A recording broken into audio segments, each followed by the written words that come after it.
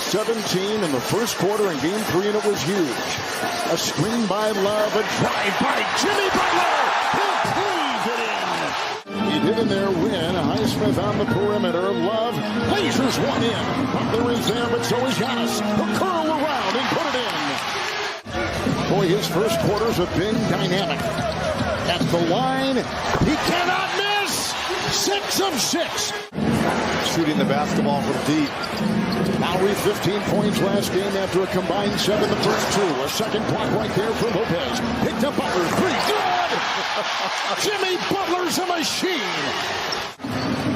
Hands off to Robinson, who's the number 1 3-point shooter so far in these playoffs. Butler around Ingles. Up and down! Up and down! How did he pull that out of his bag of tricks? 7 to play in the third. Across the lane, it's Butler, and Lopez right on him. With a whistle, count it, foul. Shot clock at 9. Middleton with Butler driving right into it. Count it, foul. This is my first time. I haven't been in the playoffs, man. So, I mean, for me, like I said, man, I just got to do what's best for me and my family, dog. If that's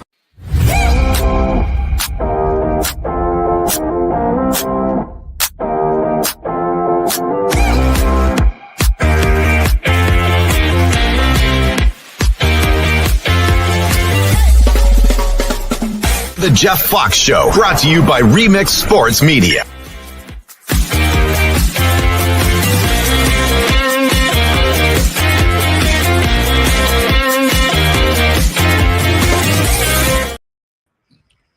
What up, what up? What up, Shouty? It's Whatever Wednesday. Yeah. Yeah, how you feeling? How you living? I'm living good, and I'm living good and I'm feeling good. We got guests today, Shouty. Yeah, man. You know, the devil tried to rear his ugly head up in here and mess up our show today, but we're not having that. We're not having it. We crushing that. We got sponsors. Man, we are blowing up. We're like a man smoking at a gas station. We're about to blow up. All We're right, about to blow up. You know, I stole that one from Martin Lawrence. So we're going to go right to our, of course, Express Auto Recovery guest line and bring in Mama and Josh Moser. Whoop, whoop. What's up? How are you guys? Most knows. The most knows South Beach. The most knows South Beach. Look at that view, the sunshine and all that. It's cold outside, but it's hot over there where Josh Moser is. Josh, you are so South Beach, bro. You are so Miami. Like, I know you came in from out of town, but you have become us. Like, you represent Miami to the fullest, man. Man, that's high praise right there. Those are thank you. Thank you. Hey, man. Worthy. Yes, sir. Yes, you are worthy. You are worthy. Definitely. Yes, worthy. So what's popping, man? What's going on over there in Miami Gardens at the old Dolphins facility? Have they what's the latest, man? The latest is the players are out of there, the lockers are cleaned out, and then the coaching staff is going through their standard exit interview process, and we're going to see who stays and who goes. We know Mike McDaniel is going to stay. We know General Manager Chris Greer is going to stay. It looks like Anthony Weaver is going to get a lot of interest for a head coaching job, and if he leaves, that means Mike McDaniel would have his 4th defensive coordinator in 4 years as a head coach, and it's also the 4th defensive scheme that these guys are going to have to learn in his tenure. So, I mean, look, let's be real. They're a long way off. I don't care. Dolphins fans are used to this. You haven't won a playoff game in 24 years. You look at the top of the AFC and the quarterbacks that are there. Patrick Mahomes, Josh Allen, Lamar Jackson, who should win the MVP, in my opinion, this year. You've got Joe Burrow, who didn't make the playoffs. You somehow have to beat all of these teams, and all of these teams play outside in cold weather. So it's a narrative until it isn't, and right now that narrative's continuing. I'll ask you one more before Jenny jumps in. Chris Greer coming back, Mike McDaniel coming back. Gauging from what you know about Dolphin fans or what you're gathering from them, is this something that they welcome? Are they open to Black Monday not necessarily affecting the Dolphins? Oh, Dolphins fans want Chris Grier out of there. Come on. I mean, look, this is a results-based business. And you're 8-9. You haven't won a playoff game in 20 plus years. Chris Grier took over as the general manager in 2016. So he's had almost a decade. Yeah, they made the playoffs, the last 2 years. Yes, Tua missed 6.5 games this year. And that was the reason why they didn't make the playoffs. They were 1 game short. But, this is year 6 of the Laramie Tunsil, tank for Tua situation, where you had all of those picks. You have the number 3 overall pick that was eventually Trey Lance. You trade back. I mean, you could have had Jamar Chase there. I mean, these things, you don't really know in the future. But the reality is Tom Brady's no longer in the AFC East. The clear path to the playoffs is to win your division, and you have yet to do that. That's from the fan side. From the football side, Chris Grier is one of the most respected individuals in the game of football. He's on multiple committees, and, he would find a job wherever. The question would be, who is better? And if you look at the top teams in this league where they have consistent, sustained success, there is continuity in the upper management and there's continuity in the coaching staff.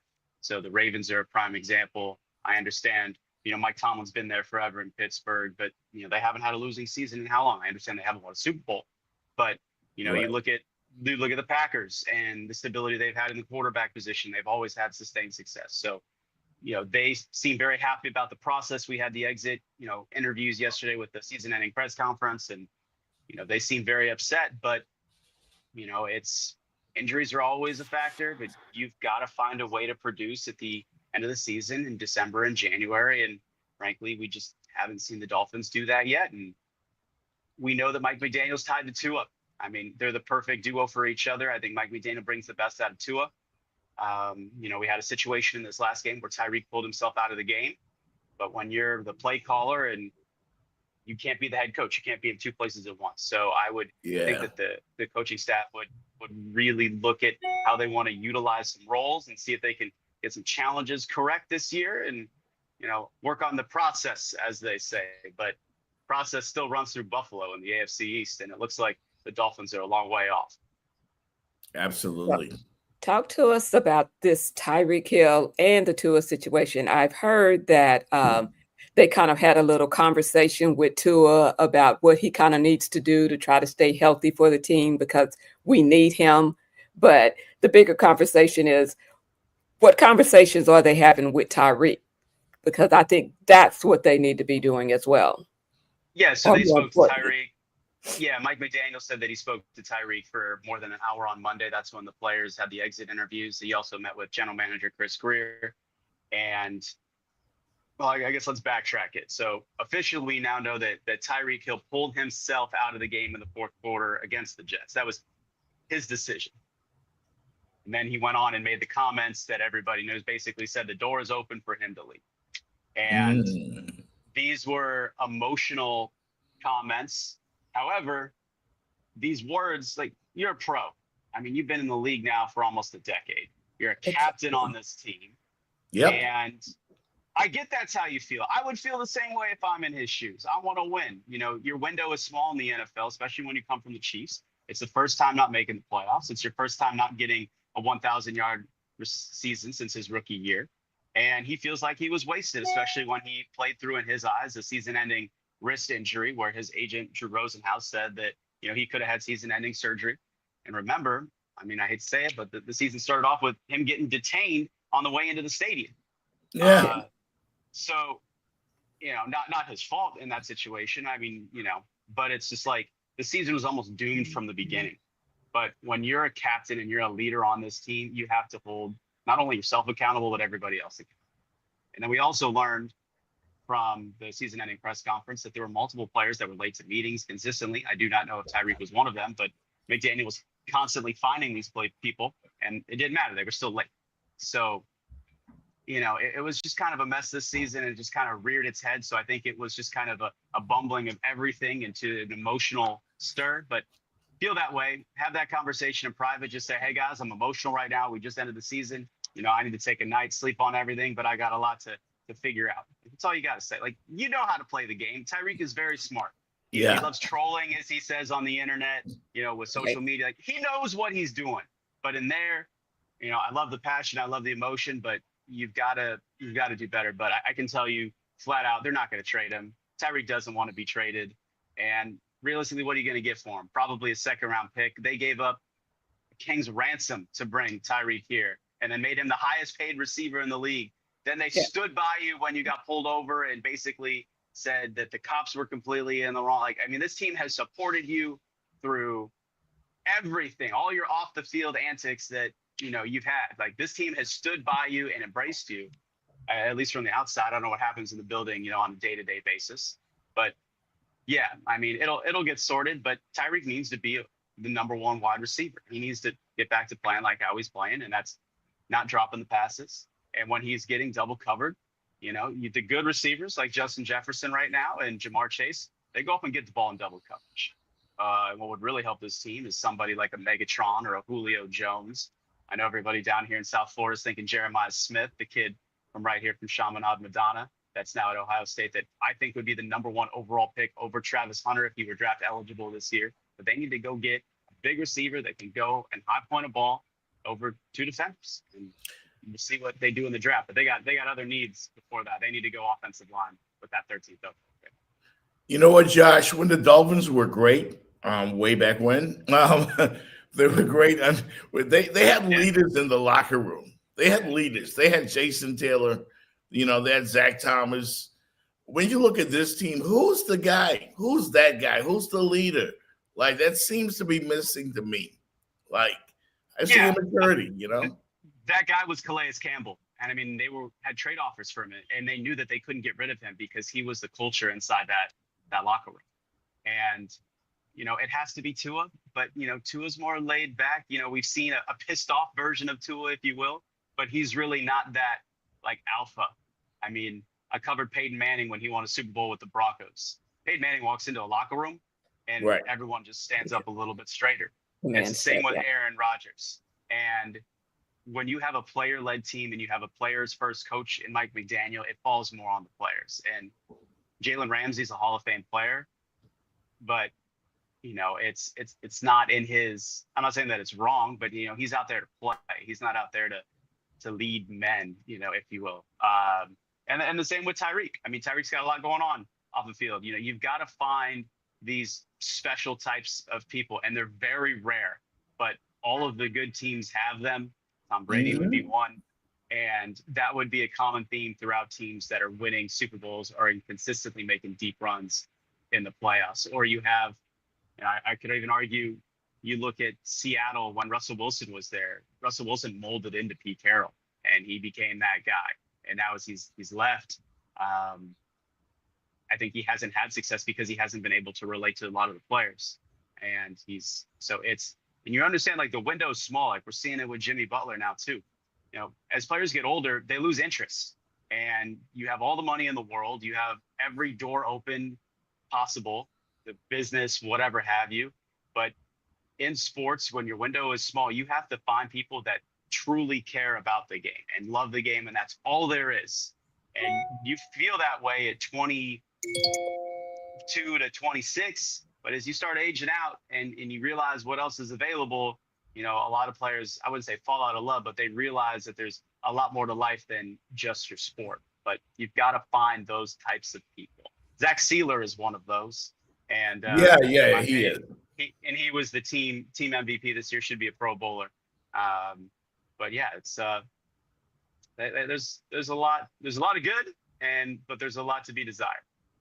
Yeah, among the good, Jonnu Smith. What a great season he had. I think he's top 5 in the NFL when it comes to the tight end position. Your thoughts? Oh, 100%.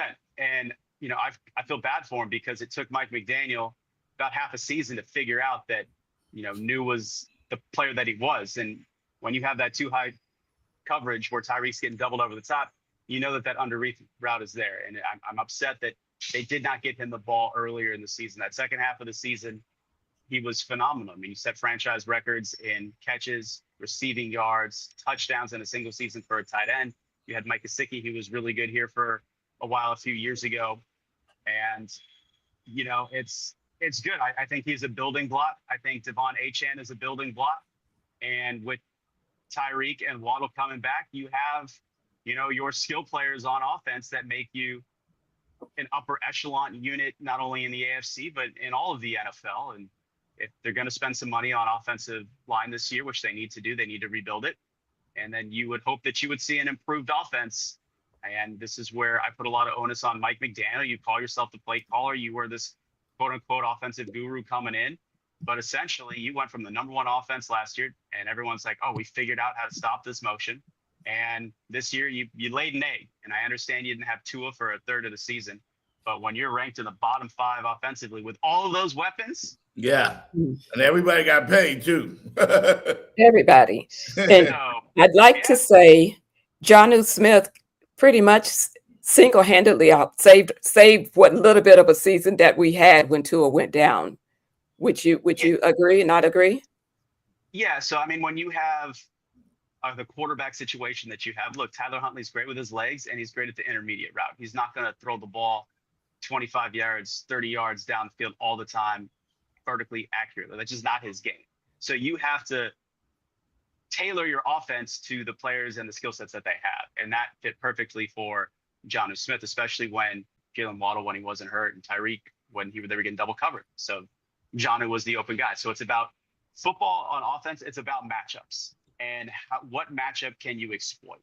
And specifically in this offense where, how do I want to explain this? Like Mike McDaniel's essentially calling the play. Tua is not deviating from the play. It's not like an Aaron Rodgers where Aaron Rodgers is reading the defense pre-snap and he knows exactly where he's going with the ball based on where the defense is. Mike McDaniel is doing that with Tua. So, you know, it's more on the head coach for me to find these guys. And, you know, if I'm John, I'm like, you know, I'm here, like give me the ball, like call something for me. And, you know, and these guys don't get the ball, they get frustrated and it's hard. I mean, you had Raheem Mostert, who had a horrible season after he set the franchise record in rushing touchdowns and total touchdowns last year. And It wasn't the same. You know, you got to get him reps. You got to get Waddle reps. You got to get Reek reps. You got to get Jonnu reps. I mean, there's only so many plays, and it's hard. It's a delicate balance to spread the ball around, and you know, that's something that I know that Mike McDaniel will want to work on this offseason. I think Keyshawn Johnson said it best when he said, "Give me the damn ball." Yeah, exactly. Give me the damn ball. Exactly, but it's, you know, you got to find somebody like that. I mean, I know Tyreek feels that way. But I mean, you look at Tyreek, I hate to say it, he had a lot of drops. And I know that he had the wrist injury this year, but, you know, it's also, you can't just force the ball. And especially with Tua, where we've talked about this, you know, and if you've seen him in the pocket, Tua's 6 feet tall. It's the Drew Brees situation. And you just drafted a tackle, Patrick Paul, who's 6'8". And Tua has a hard time because of his body size, you know, throwing the ball on that 15-yard outside the hashes. And when he does, he has to slide. So his feet aren't necessarily set. It's a very difficult throw. He's gotten much better at it, but that's the throw that he's got to make because we know Tua's great and accurate when he wants to go over the middle of the field. But defenses have figured that out. So they take the middle of the field away and they force Tua to his weakness. And that's how you stop the Dolphins. Yep. Well, real quick, Josh, we know you got to get out of here, but I feel like Tua's too nice, Coach McDaniel's too nice, and maybe we just need a little bit of some tough love and talk to some of the players and see what do you think your strong point is, and then, you know, just kind of reassess and then let's go do it next season. I mean, for real. Yeah, look, this team, I'll say this.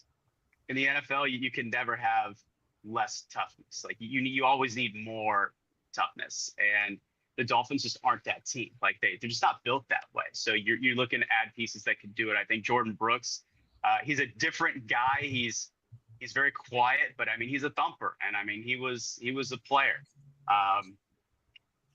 So I think it's just finding players as we talk about a culture that want to be there. But to me, it's like, I don't care how many millions of dollars that you have, but if you're going to find $10,000 for being late to a meeting and you don't give it, two dams, and then you're still going to be late, and you're like, all right, you're going to get $100,000 in fines, and it doesn't move the needle.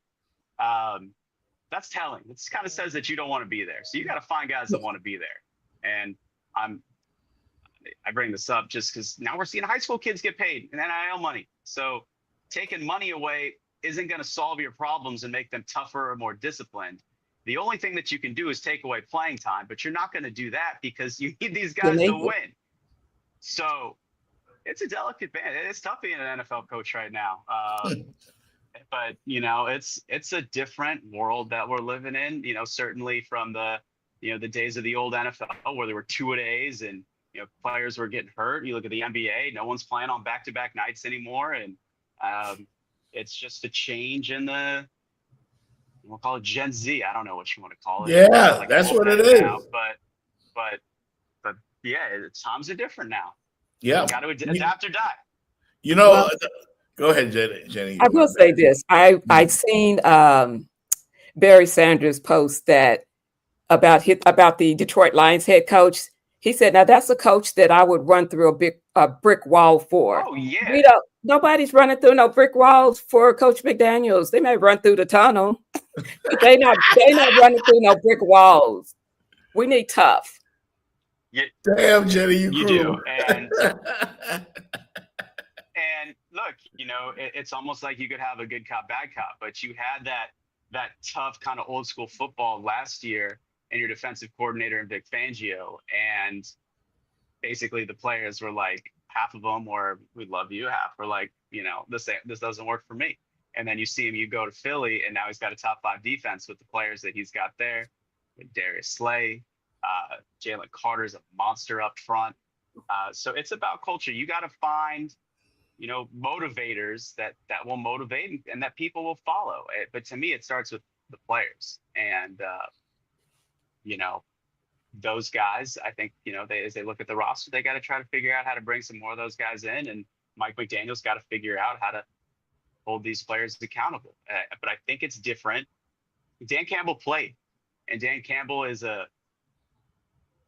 larger human being. Mike McDaniel's, 5'9", 160 pounds, dripping wet.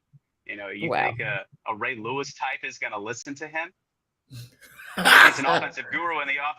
Hey, you think he's an offensive guru and you're scoring 63 points on the Broncos? Oh, this guy knows what he's talking about. Yeah, I'm going to listen to you. But all of a sudden you're putting up 9 points in a game. Like, yeah, you went to Yale. Yeah, I mean, they're not going to.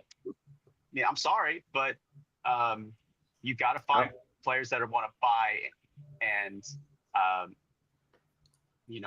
always said I've always been like a Phil Jackson or like a John Calipari fan, where you have to change as a coach. That your job as a coach is to get the best out of the players. So you almost have to be a chameleon as a coach to morph to put them in the best situation to win. So and then the opposite, that's more Calipari, Phil Jackson. The opposite is we are who we are. We're going to recruit people that play the way that we want to play them. And you almost have to have a little bit of balance of both. And if you can find a coordinator that where you can play a little good cop, bad cop, that's a good balance.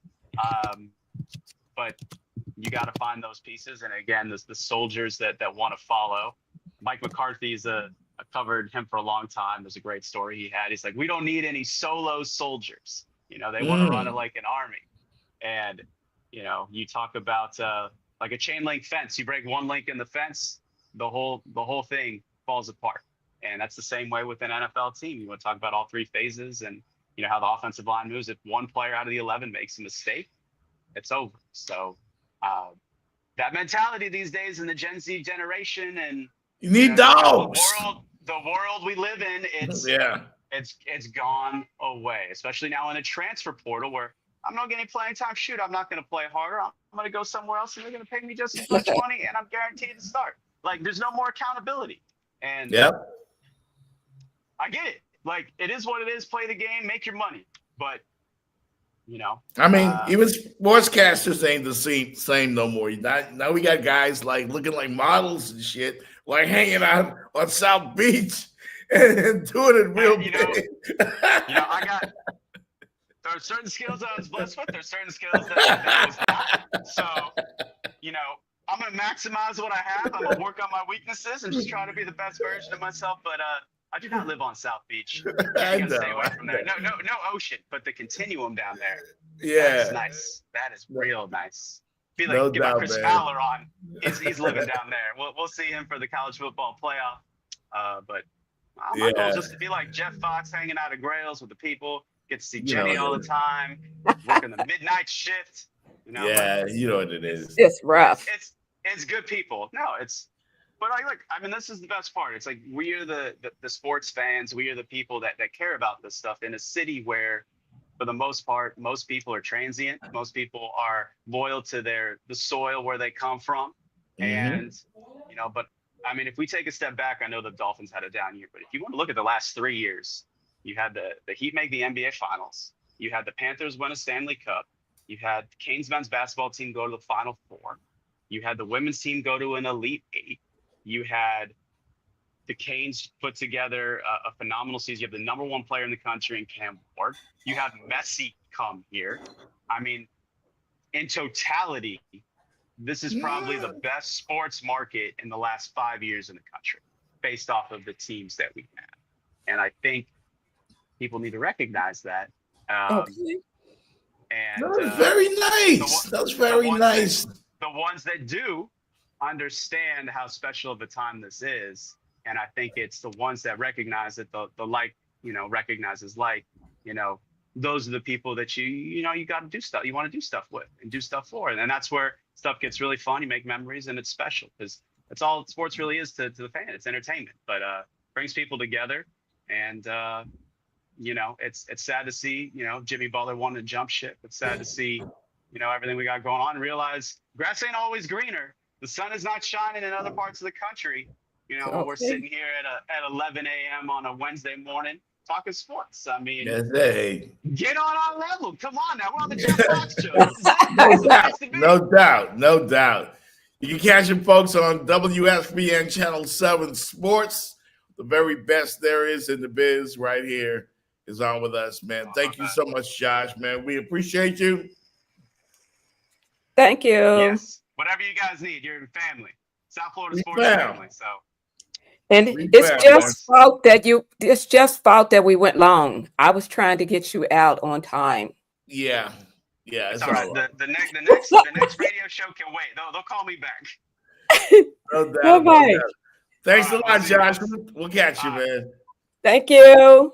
That's my man Josh Moser from WSBN Channel 7. Whoop, whoop. Delivering the goods on the Miami Dolphins. So, you know what, Jenny? I didn't really think of things that way when he said that we've had a pretty good run in sports in the last few years. We have. Yeah. He didn't mention FAU Final Four. Magic City. Inter Miami. Yeah. I was trying to sneak some stuff in, but I knew he had to go. So I was, trying to keep the train moving, but definitely, yeah. I mean, it was just an exciting time to be a South Florida sports fan. Yeah. The Panthers, so yeah. Definitely exciting time to be a South Florida sports fan. I mean, things didn't turn out the way we wanted to this year. Or this season, rather, going into 2025, it didn't pan out for us, but we can't say that we've not had some good times. Yeah, people want championships down here, man. I know. I feel like I keep lying to the Dolphin fan base, telling them that they're going to do this and they're going to do that, and then they get the same shit every year. Same thing every year. So we'll see. But good morning to everybody that's shared the show in the chat room and is following us. Make sure you keep checking us out right here on the Jeff Fox Show. Good morning, Magic City. Disco Rick, Miami hip hop legend, is in the building.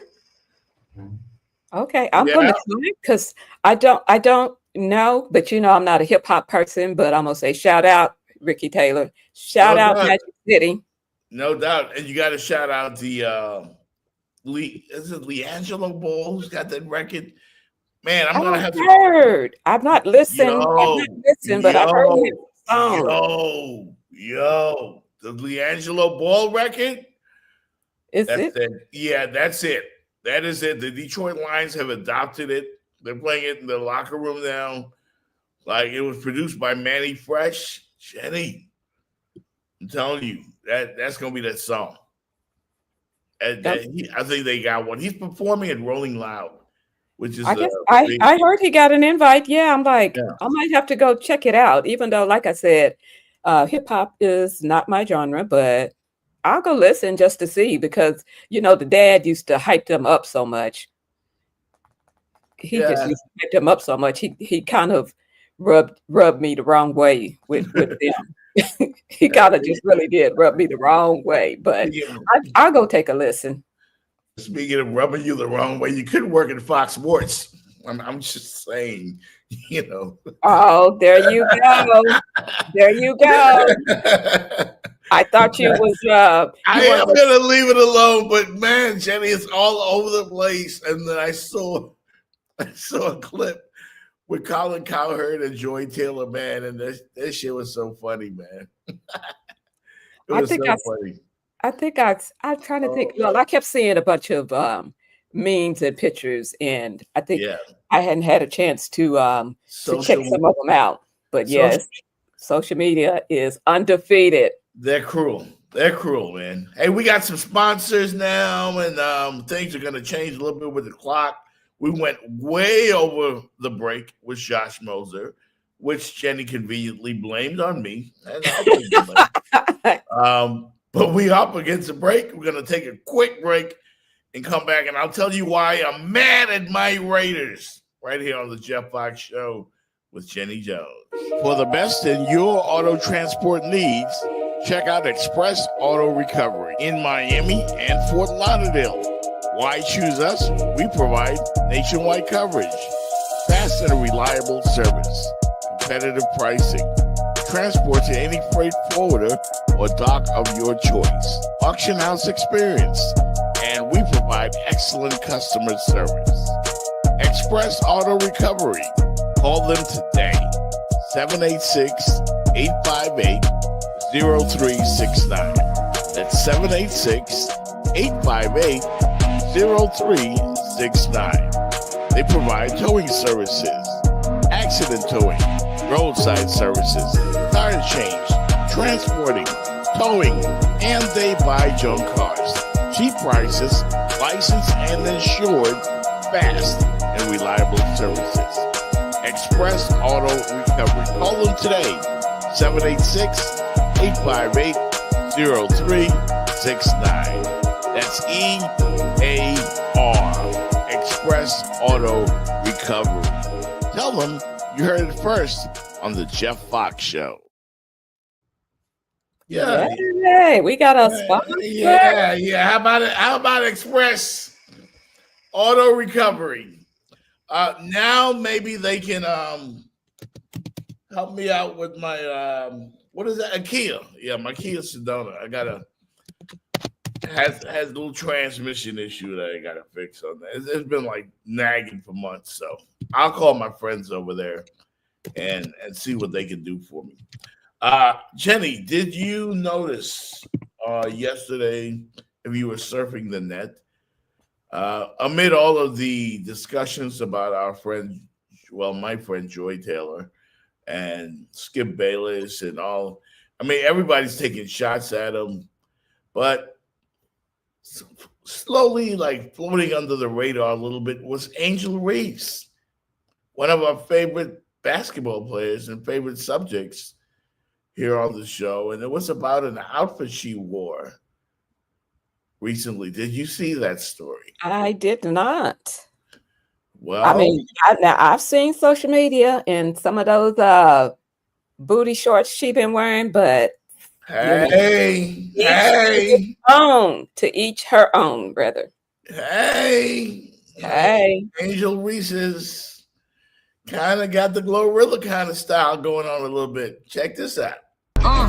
Kiss him when he coming. Made more money last year than Mr. Drummond.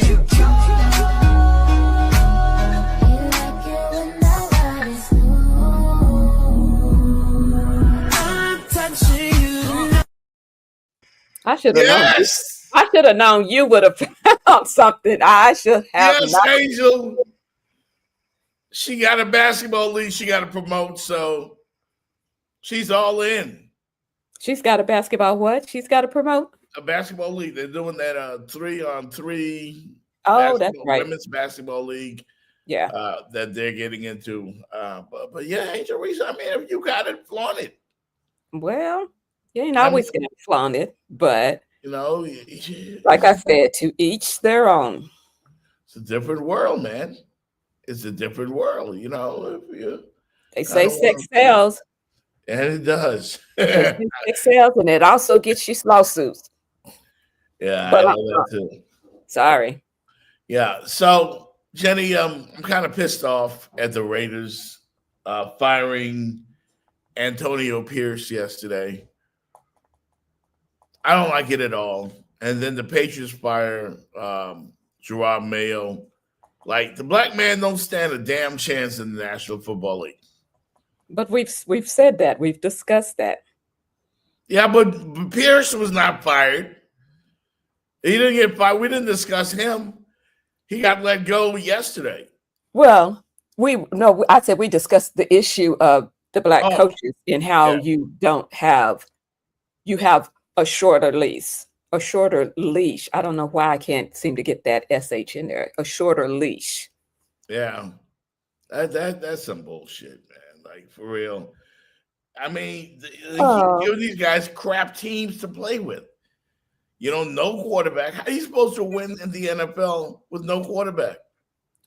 You know, I think it ought to be maybe, and this is probably reaching way too far, but some kind of, you get 2 years to try to see what you can do.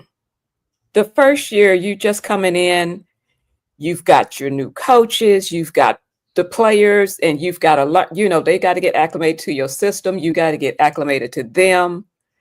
It's a lot. It's a lot.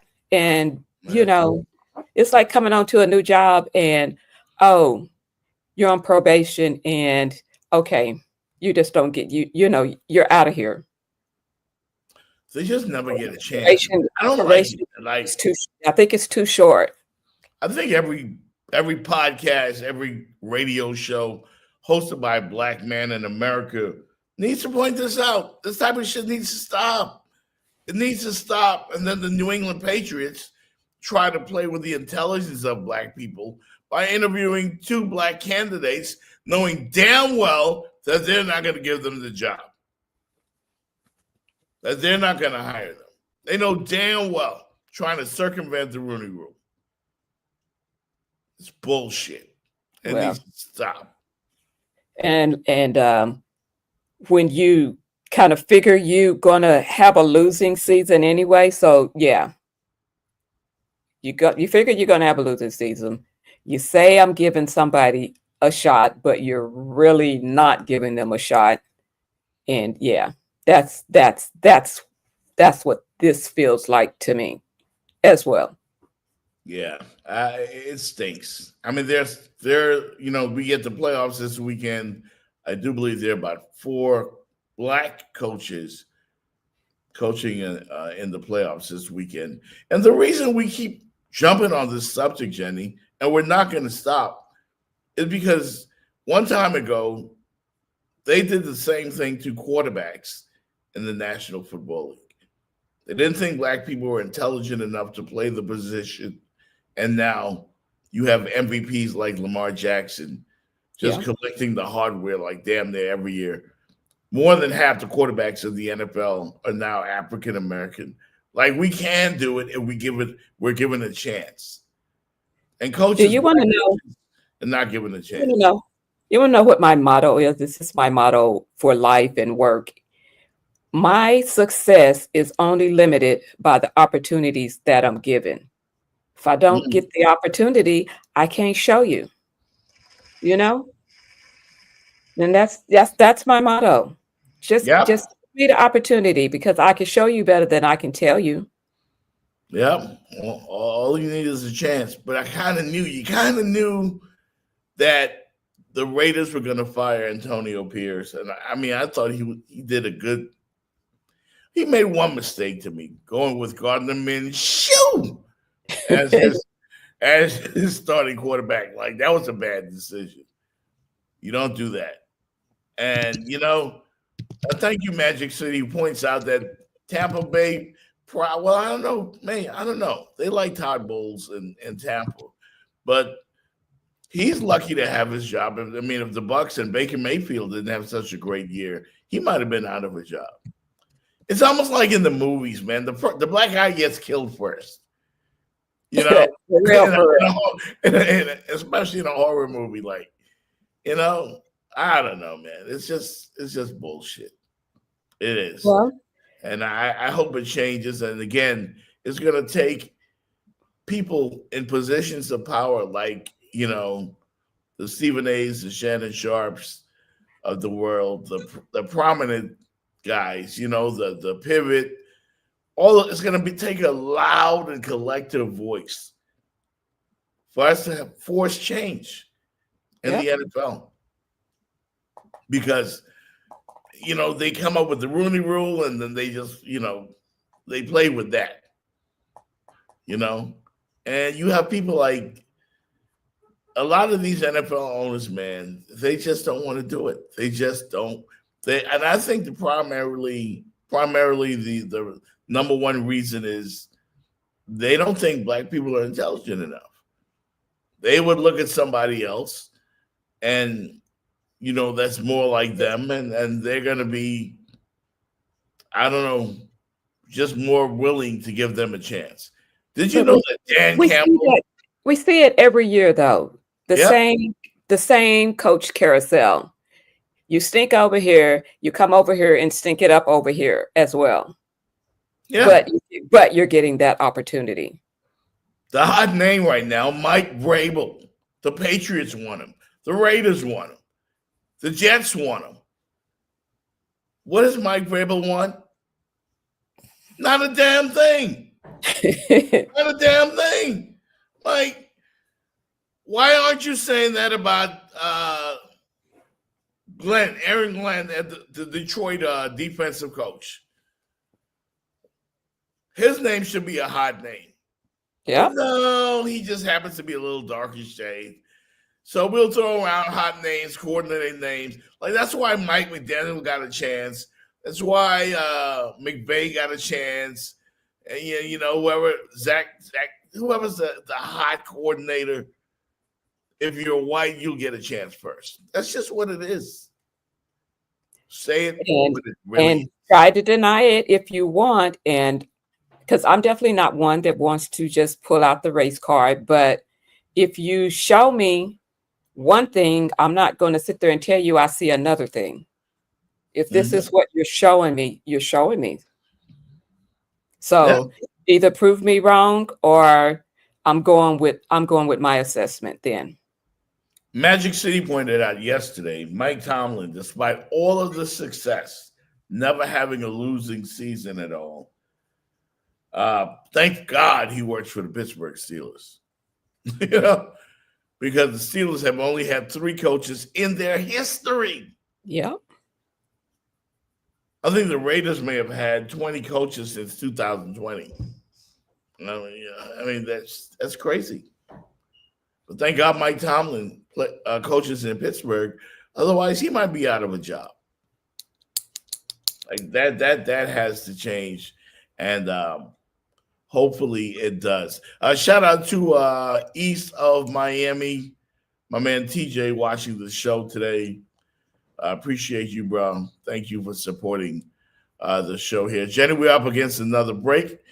We'll be right back on the other side. We're going to talk about some things that occurred last night in the NBA and in college basketball that has folks talking loud this morning. We'll get to that and a whole lot more right here on the Jeff Fox Show with Jenny Jones. Hey, we got some other stuff we got to get into. We got to pay some bills. Speaking of which, if you want to advertise on the Jeff Fox Show, make sure you hit us up at remixsportsmedia@gmail.com. remixsportsmedia@gmail.com. That's remixsportsmedia@gmail.com. If you want to advertise, love your spot, we can do that for you on the Jeff Fox Show. We got some interesting things to talk about on the other side, so don't go nowhere. You're watching the Jeff Fox Show with Jenny Jones. What up, everybody? This is Jeff Fox from the Jeff Fox Show. I want to invite you to a real Bahamian party, a great place that you can get the island food that I'm talking about as fish fry right here in beautiful Miami. Come to the backyard. Yeah, that's right. It's east of Miami, the backyard, where you can get that real fried fish, fried conch, grilled conch, any kind of way you want it, they will do it for you. Lobster, fish, chicken in the bag, shrimp, all kinds of great island eats right here in Miami Gardens and east of Miami. It's the Bahamian thing. Niceness. Pull up on east of Miami. Check out TJ and Cindy at east of Miami for the best Bahamian food. Best fish, the best chicken, the best conch, the best stewed fish. All right, they've got it all. Island food, 18014 Northwest 6th Place in Miami Gardens. I'm talking about the real deal, not the fake stuff. This is real Bahamians making real Bahamian food. In the backyard, come on and check out the vibes. East of Miami, 18014 Northwest 6th Place in Miami Gardens. Tell my man TJ Jeff Fox sent you. You heard it first right here on the Jeff Fox Show. It's the backyard. Nice rotation. Hachimura, 3. Rebound hustling is Christie. To the cutting James. Oh! With the left hand, and he makes the Sorry, I was all in your lap. But this is from a 40-year-old. This is an early candidate for Dunk of the Year. This is unbelievable. Again, I will say this, year 22. Whoa. Got it right the first time. And picked off. Flag on the attack. With a slam! And a foul! Oh, my! How about Damn! Dang.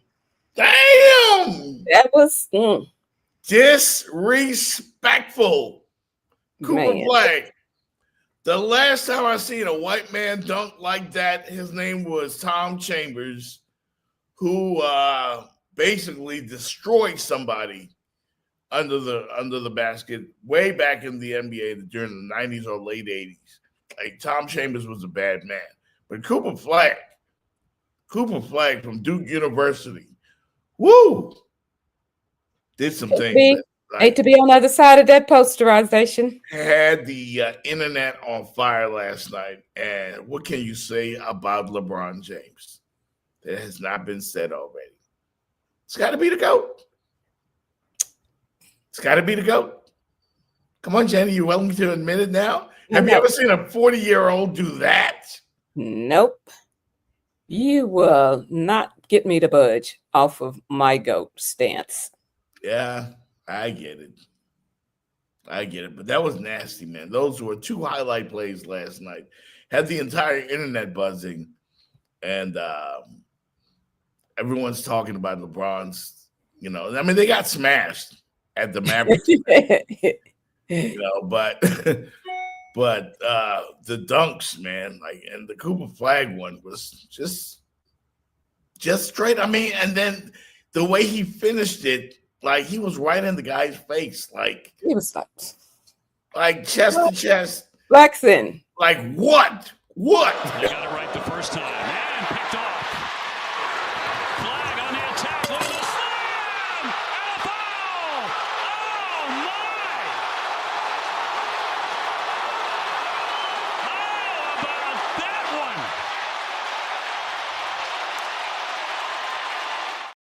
one? Man, that's a Florida boy. I do believe Cooper Flag. That was bad. From the Duke University. He's ready for the NBA right now. Okay. Yeah. That was bad. He's ready for the NBA right now. It is what it is. So, yep. And then you had another highlight last night where in the association, Trae Young called game for the Atlanta Hawks. Called game right after the Jazz hit a big-time three-pointer to tie the game. I mean, what was it? Yeah, to tie the game. About to send it into overtime, and Trae was like, nah, I'm ready to go. Collier. It's deflected by Daniels. Sexton for the tie. Oh! Hawks don't have a timeout. Trae from midcourt to win it. Yes! He hit it! He hit it! Baby! Trae Young hits a three, the buzzer! Trae Young! Atlanta wins the game! My. Whoa, Trae! Yeah, man. You know, as much as I complain about the NBA, I do kind of love basketball at the same time. You love those extra long shots. That's great. It's ruined the game. The game, you know, still kind of sucks.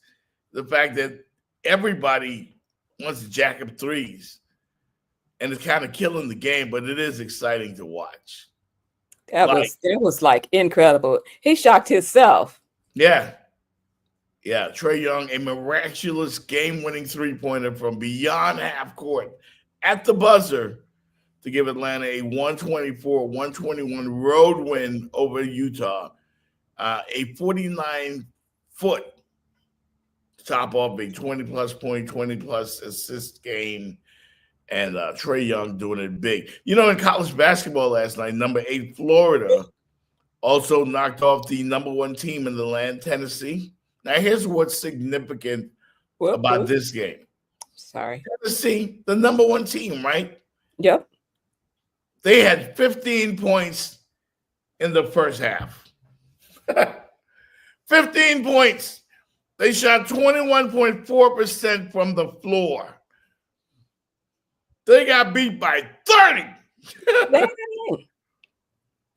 And they're the number 1 team in college basketball? Really? Well, really? Everybody's entitled to an off night. That's that bullshit. That's what I'm telling you about basketball, man. Like, the three-pointer has really kind of killed the game. It really has. Really has.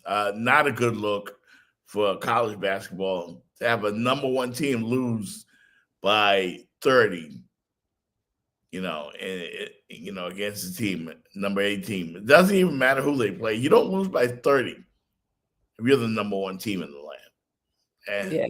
Well, and they only scored 15 points. Supposed to. They scored 15 points in 20 minutes. Like, what is that?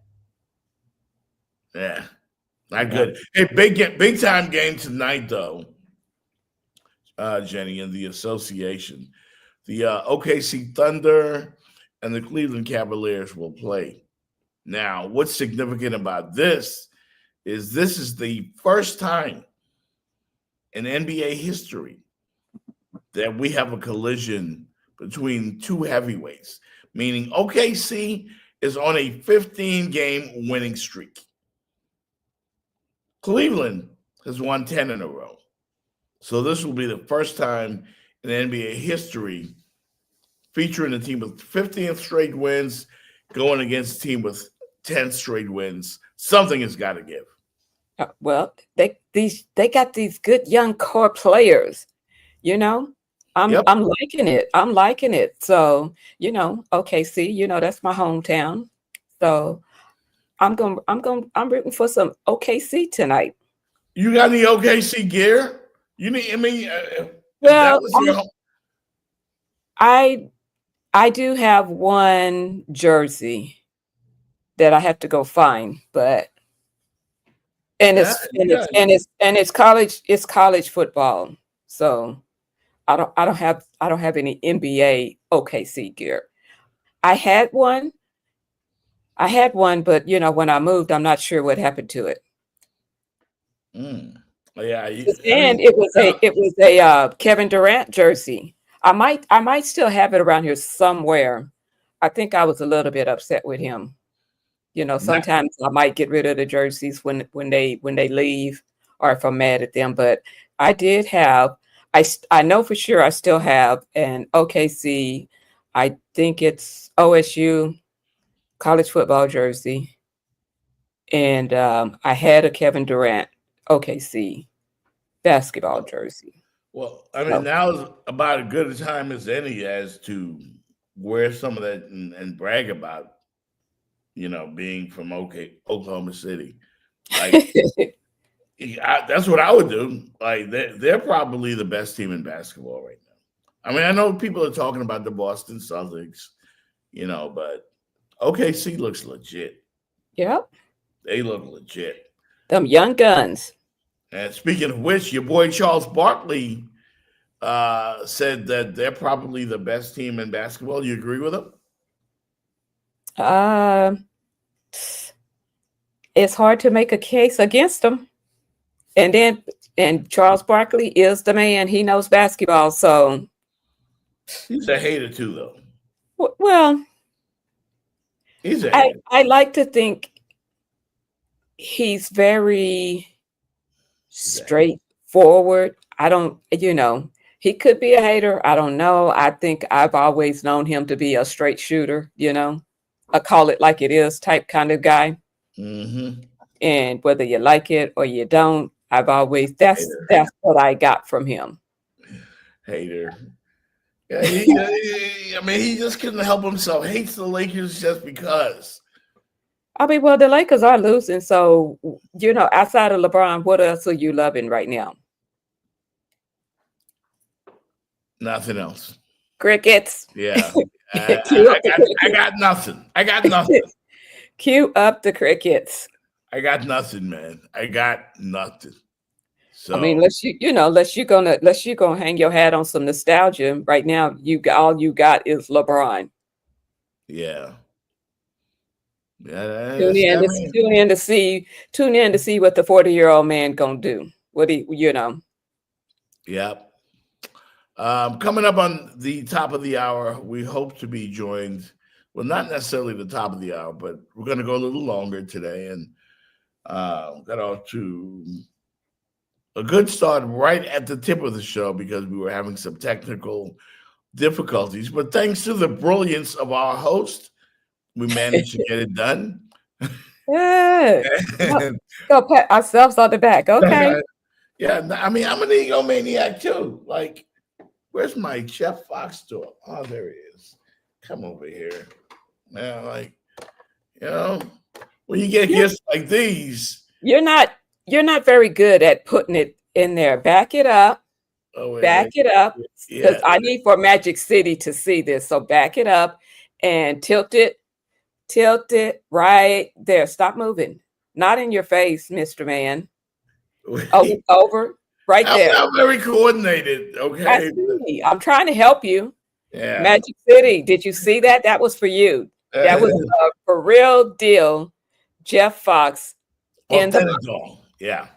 Hey, shout out to TJ from east of Miami. We had a major announcement to make, and I might have slipped and put it on the screen already. Yep, you did. I kind of let the cat out the bag. And that's that Jeff Fox will be at East of Miami this Friday. Thank you. Thank you. Where's cue the applause? I'm waiting. Huh? The applause button. Oh, we didn't you didn't hear it? Nope. Yeah, it's that technical stuff again. I'm gonna have to fix that. Because I keep thinking that you're hearing because I hear it on the headphones and you're not hearing it over there. I'm not hearing it. That's that bullshit again. Oh man. Like we need that. That's why we need we ask for the donations. Because I can't just get an intern to come in here and run the board. I gotta do everything. It's like the Living Color. Yeah, the one man. I gotta do everything here. And by the way, man, thank God for Dion, who is our marketing rep with Remix Sports Media. So if you hit up Dion at the remixsportsmedia@gmail.com, contact Dion. She will come up with a brilliant package for you. But yep, I'll be at East of Miami on Friday night. eating some fried fish and conch and all that good stuff. And Well, can you tell me about it officially? Because this is the first time. If I hadn't read it. Yeah, it happened late last night. I mean, TJ's a very special friend of the show.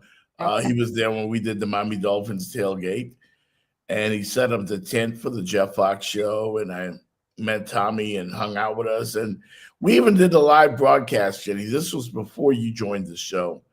We did a live broadcast, actually right there at the backyard, which is in Miami Gardens, 18014 Northwest 6th Place in Miami Gardens. That's 18014 Northwest 6th Place in Miami Gardens.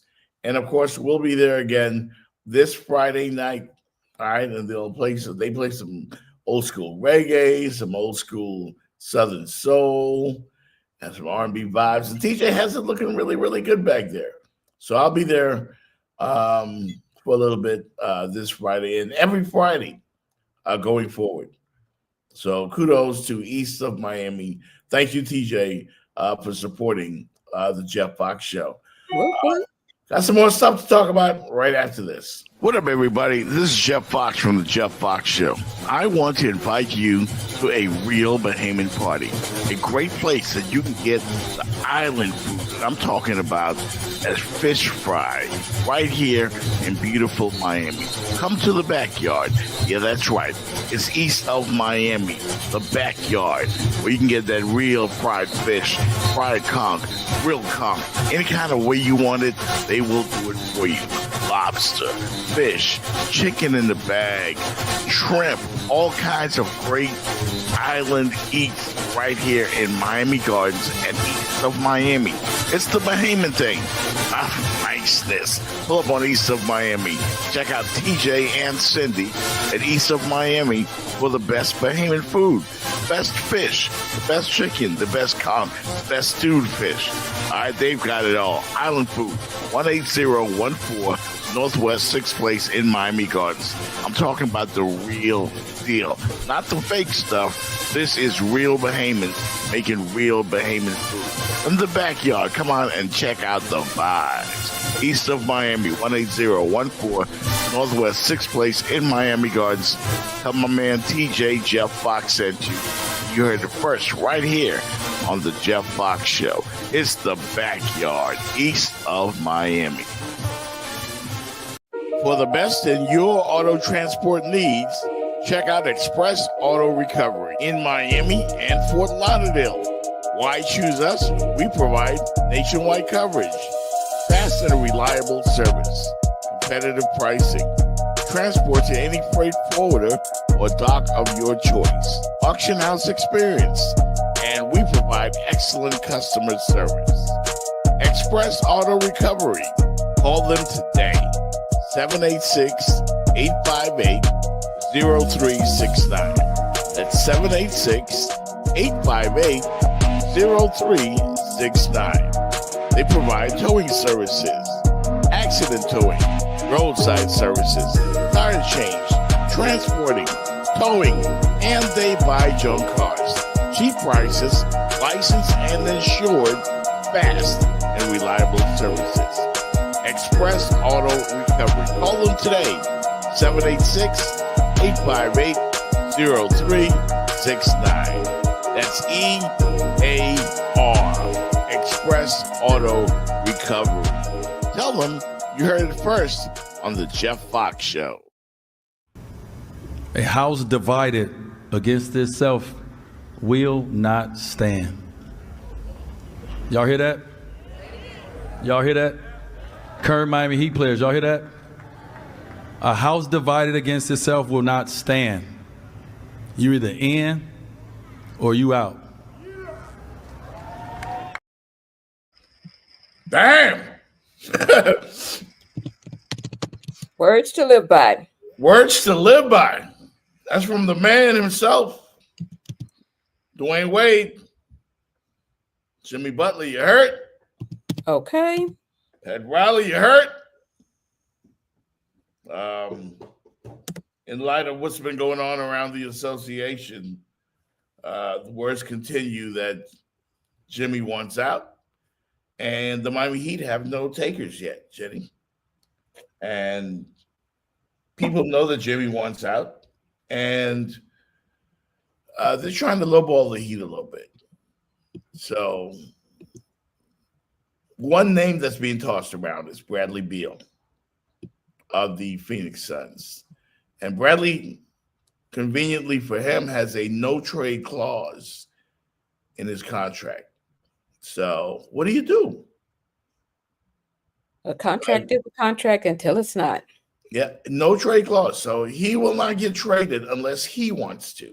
Well, right now, the word on the street is that the Suns have not been having any discussions with the Heat regarding Bradley Beal.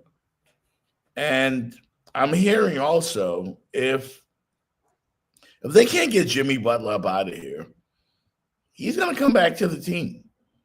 Well, he got 52 more reasons. He got 52 million reasons to come back. You would go there. You would go there. I would go there. Yeah. I mean, Jimmy's still trying to find his joy for basketball. You guys saw the press conference. I want to see me get my joy back from playing basketball. And wherever that may be, we'll find out here pretty soon. But I want to get my joy back. I'm happy here, off the court. But I want to be back to somewhat dominant. I want to hoop. And I want to help this team win. Right now, I'm not doing that. Can you get your joy back here on the court? Probably not. Probably, yeah. Probably, yeah. We probably need to play him that Dwayne Wade clip that you just posted. Yeah. That you just put up. A house divided cannot stand. Cannot stand. I think Jimmy was there. Like maybe Wade knew something going into that. Maybe he knew something. Well, you know him and Jimmy are boys anyway, and he's part of the reason, or like maybe the reason that Jimmy came here. You know what I'm saying? Yeah. One of the main, because he was telling them about the culture. That's a great point by you. And now the culture's coming back and biting us in the butt. That's a great point by you right there. We're waiting on, hopefully, GIGI FONTAINE to just pop in for a quick minute before we get up out of here. So she's actually on her black job, and she'll be joining us hopefully for a few minutes before we get up out of here, because GIGI and I over the weekend, Jenny, kind of got into it, and it got heated. Like, yeah, it got real heated. Like, over the whole Pat Riley versus Jimmy Butler thing. People think I'm being disrespectful to Pat Riley. Surely you don't think that, right, Jenny? Like, you're not gonna go. I called you a clickbait co-host. Hey, I can't help it if I get picked up by a national publication like Sports Illustrated. That's not clickbait. I was just telling you the truth, telling you how I really feel about it. I'm finna start calling you. I'm finna start calling you. I can't help that. I'm finna start calling you CC Fox. Clickbait co-host. Yeah.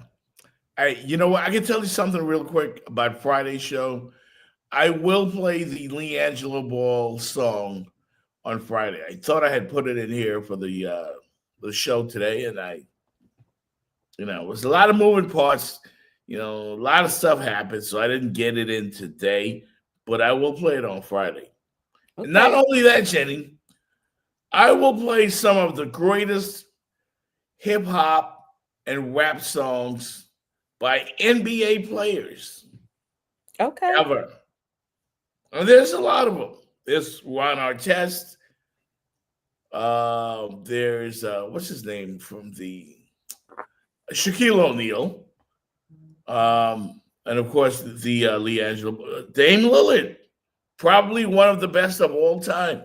Lyricist, a legit rapper. And the reason I bring this up, Tommy Green and I have always talked about why, and Tommy's from Remix Sports Media, why do basketball players or athletes always think that they got bars? Well, some of them actually do.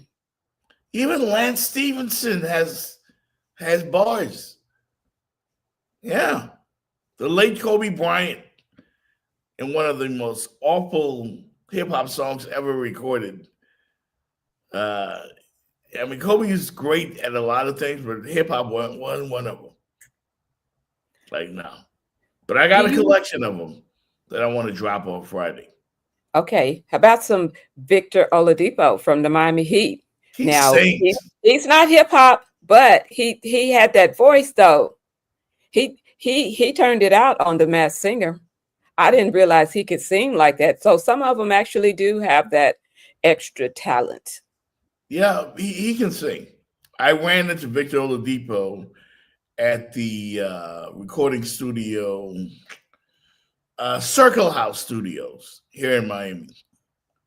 A legendary recording studio where Cash Money Records, Lil Wayne, Keisha Cole, Beyonce, a lot of them came through there. Mary J. Blige, a lot of them. And caught up with Oladipo over there, as well as Andre Drummond from the Philadelphia 76ers. Yeah. So a lot of famous athletes, they keep thinking, besides their day job, that they can maybe dabble into hip hop a little bit. I mean, you might as well, because you could be one injury away from being done. So I'm thinking discover the options. Yeah. I gotta go with Shaq. Shaq is probably my all-time favorite.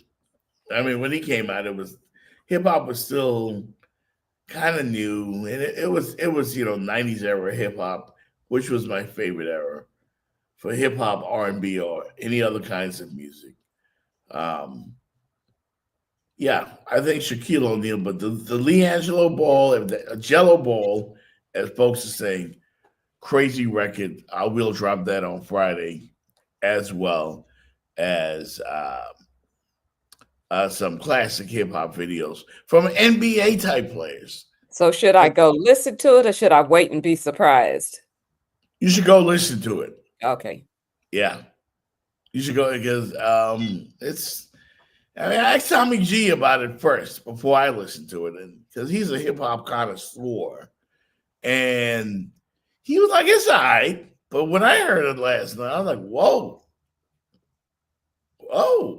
Well, you got to wait to hear what I say on it, and that's because if I'm not a hip hop person, so if I say I like it, then yeah, he's on to something. Yeah, certainly. Wanted to tell you that on this date in, where is it? On this date in sports history, a 21-year-old golfer named Jack Nicklaus. Yeah, him. And on this day in 1962, Jack Nicklaus made his first professional appearance at the Los Angeles Open. Nicklaus finished in a tie for 50th place to earn a whopping $33 in prize money. A whopping 30, and then he went on to become the greatest of all time. Wow, $33. Yeah. And that goes to say, Jenny, and that's one of your phrases that I know you like. It ain't how you start. It's definitely how you finish. How you finish, man. It is what it is. Hopefully we'll have GIGI Fontaine right after the commercial break. If not, we'll see what happens. Be right back.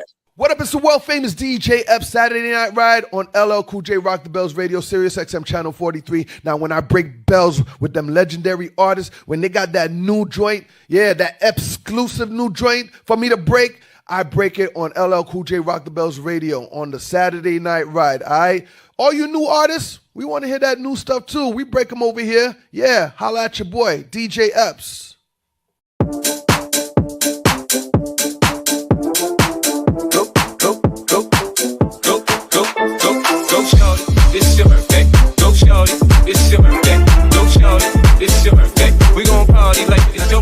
find me in the club, bottle full of bug. Mama, I got what you need if you need to fill a bug. I'm in the habit of sex, I ain't into making love. So come give me a hug if you're into getting rough. You can find me in the club, bottle full of bug. Mama, I got what you need if you need to fill a bug. I'm in the habit of sex, I ain't into making love. So come give me a hug if you're into getting rough. Go shorty, it's your birthday. We gon' party like it's your birthday. We gon' sip a party like it's your birthday. For the best in your auto transport needs, check out Express Auto Recovery in Miami and Fort Lauderdale.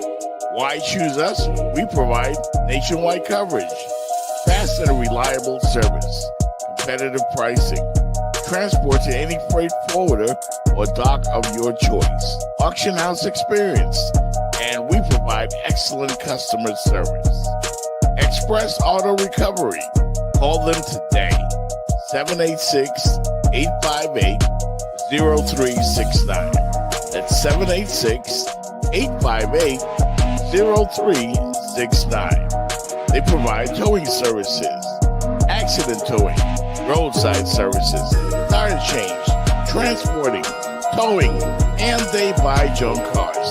Cheap prices, licensed and insured, fast and reliable services. Express Auto Recovery. Call them today, 786-858-0369. That's EAR, Express Auto Recovery.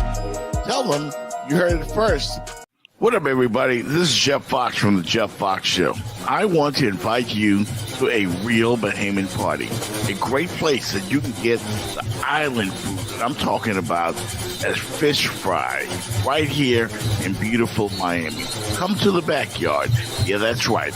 It's east of Miami, the backyard, where you can get that real fried fish, fried conch, grilled conch, any kind of way you want it, they will do it for you. Lobster, fish, chicken in the bag, shrimp, all kinds of great island eats right here in Miami Gardens and east of Miami. It's the Bahamian thing. Niceness. Pull up on East of Miami. Check out TJ and Cindy at East of Miami for the best Bahamian food, best fish, the best chicken, the best conch, the best stewed fish. All right, they've got it all. Island food, 18014 Northwest 6th Place in Miami Gardens. I'm talking about the real deal, not the fake stuff. This is real Bahamians making real Bahamian food. In the backyard, come on and check out the vibes. East of Miami, 18014 Northwest 6th Place in Miami Gardens. Tell my man TJ Jeff Fox sent you. You heard it first right here on the Jeff Fox Show. It's the backyard. All right, I want y'all to listen real good now, because I'm going to tell you a real sad story. When I was young, my daddy turned on the TV, and there it began when he said, "Son, listen to me. Then there's the Finns, the team in orange and blue. They never win, but love them just like I love you. In '83, the Super Bowl would my tears begin. David Woodley lost to the Skins and John Riggins. In '85, Marino got beat by the Niners. Could he have surmised that all the rest he'd be watching from his recliner? Daddy made me love the Dolphins so many times. I've asked myself why, that it's my lot to love the Dolphins, although they make me cry. I ain't lying to you now. I mean, sometimes I want to eat my own chin. In '94, Stoyanovich kicked it wide right. You remember? And in '99, Marino finally said goodbye, a sad day. Then Fiedler came, Greasy, Gus, Lucas, and Sage. but they're all the same. Same story, a different page. And Ricky just quit and came back 'cause he needed money. In trouble again, can't stay off the weed they call funny. What do? I have my own children now. They must learn to cheer when 2 touchdowns down. I'll tell them that Daddy made me love the Dolphins so many times. I've asked myself why, that it's my lot to love the Dolphins, although again, Daddy made me love the Dolphins. Dolphins make me cry. Yeah, don't do that. Oh, don't do that. Misery loves company, man. My Well. team stinks, but your team stinks too. Let's GIGI. GIGI Fontaine is in the house. in the building. Here. Welcome. Hi, GIGI, and Happy New Year. Happy New Year, guys. I think I haven't seen you in like Forever. It's been some years. It's been some It's been a years. couple years. Yeah. How you doing? I am good. You know, I just had a baby 3 months ago. I'm finally back at work. So Congratulations. Thank you. I'm excited to be back. Y'all miss me? Yes, we do. Yes, we do. I'm constantly reminded of how big of shoes I have to fill. Nah, she's doing a great job. She's doing a great job. I know she is. I've been watching. Just because I've been quiet don't mean I haven't been watching. So right. I'm proud of you guys. And she's been coming for me, Jenny. Like, you know, What choice do I tried to get Jenny to get my back a little bit because I'm not really disrespecting Pat Riley. You are. Clickbait. No. I gave him a new name. I call him Clickbait Co-host. He is clickbait. He's clickbait and he's too emotional. And his memory is short. Yes, it is. I might have to send y'all to Fox Sports Purgatory. You know, Fox Sports can't afford Purgatory right now with Joy, honey. So we're gonna be here. and he probably don't even want you to talk about because he like this. That's my friend. That's my friend. Friend or no friend, I'm a speak. Yeah. So your thoughts on that situation? Says you want to go there. You brought up Fox Sports, so I had to go. Yeah. You know what? You know how I am, Jeff. So for those who haven't heard me in a while, you guys know I'm pro-black man. I never want to forget black man in this situation, but just period. I just feel like lying about certain things makes the rest of us, things are harder, basically. So for Joy to sit there, she's grown, so she can sleep with whoever she wants to sleep with. Allegedly. We all have a past. Allegedly. But to plot rape allegations, if I'm caught, that's disgusting. Allegedly. To me, that's off limits. That's disgusting. You're messing with people's careers, families, and all. Baby, your brother was in the NFL. I literally put on my Instagram, I thought her brother put her on. I thought you had lineage here. Why would you lie? I'm not okay with that. Sorry. Yeah.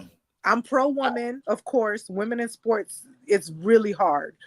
Women in sports. I get that. But you're not going to sit there and lie about sexual escapades. Women have needs too. If you want to sleep with them, baby, sleep with them. But don't claim rape when you get caught. Don't do that. Ooh. Don't do that. I mean, because what if someone else was raped? Yeah. Now they can't say it. Now Fox Sports and ESPN are even more apprehensive about hiring women in sports. Yeah. No. I mean, it's a touchy subject. No pun intended. And she's so fine for that. This whole situation has the potential to set us back. Laugh. I'm not the potential to set us back because it has been rough. I mean, I've been approached just since I've been here in South Florida, so I understand how hard it is to be a female. And just because you love the game and you want to be around sports and you want to make this your living, it's hard. It's really hard. And like I said, all we trying to do is we just want a little bit of the pie. Right. Let me We're not stand trying on to my take merit. over. We just want a little bit of the pie. Just carve a slice out for us, make some room for us. Yeah, that's all we want. Yeah. You know, when I worked at the ticket, there was a young lady who worked there in another department. She was Beyonce fine. Like, but I would talk to the board ops about her, about how fine she was married too. But I never like disrespected her or anything. But we was looking. We're And men. that's okay. You know, y'all gonna look. Yeah. Look, And but we were don't all- judge and watch what you say. I mean, I'm just to play devil's advocate, but come back to my point. Jeff, we've been doing this for years now. Mhm. There's interviews we've gotten. I'm not going to pretend I don't use my looks to get interviews we're not supposed to get. Right. It happens. The gentlemen are set to do interviews with maybe Channel 7. They'll stop for a second and do our interview because they might have thought I was cute. And that's okay. But then that's where it stops. Because if I was to go there with any of the players consensually, just to be like, oh, my career, if I get caught, I'm going to now say that a player raped me. That's where it's like, why? It's consensual. Now, if you did rape me and I say something, guess what? People are going to be like, well, Joy lied. So who is she not to lie? Like, no. Yeah. I mean, you know. But that's our advantage as women. Are we going to use our looks? I'm going to use what God gave me. Yes. In a professional setting, I'm going to use it. I'm not going to pretend that I don't have a nice smile or that I'm not thick in certain areas. But and she's gorgeous. We've all seen Joy Taylor. Beautiful woman. No one can deny it. So I'm pretty sure some men did her interviews and certain things because they thought she was attractive. To then now, because you want that respect, and I get it, we need that respect in this industry. It's really hard. Many women have a price. So we need that respect. We crave it. We fight for it. That's probably why we're a little more feisty than the men when we're on the air. But you can't lie. You can't lie on a big name. What about Angel Reese crying to the media that she was being sexualized? And then she comes out and stuff like this. Kiss him when he coming. Made more money last year than Mr. Drummond.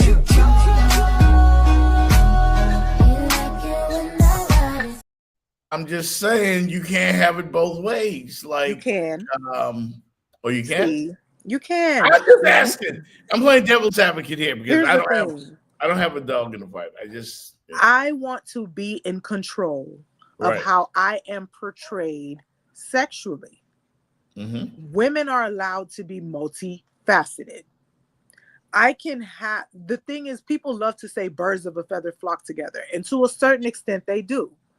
But if I'm an attractive woman, and do I want to be seen as an attractive woman? Yes. But do I want to be hypersexualized in every situation? No. Because sometimes I want to have a real conversation with you. Right. Sometimes I want to be seen as a sports journalist. Sometimes I want to be seen as the hot mom. Ooh, she bounced back and did. But for me to only be the hot mom, for me to only be the hypersexualized woman. Let's not forget Aisha Curry was upset that nobody found her attractive. You know why? Because she was pigeonholed as the homely wife.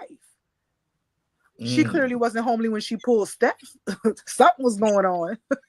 But for everyone to just really see pretty. her, she's really but there's pretty. a difference between pretty and sexy. Exactly. And I think that's part of her problem. Yeah, she gets caught up in trying to be sexy. And then some women have it down pat. Look at LeBron's wife. No one can look at Savannah and say, "Woo, like that woman is sexy." We get that.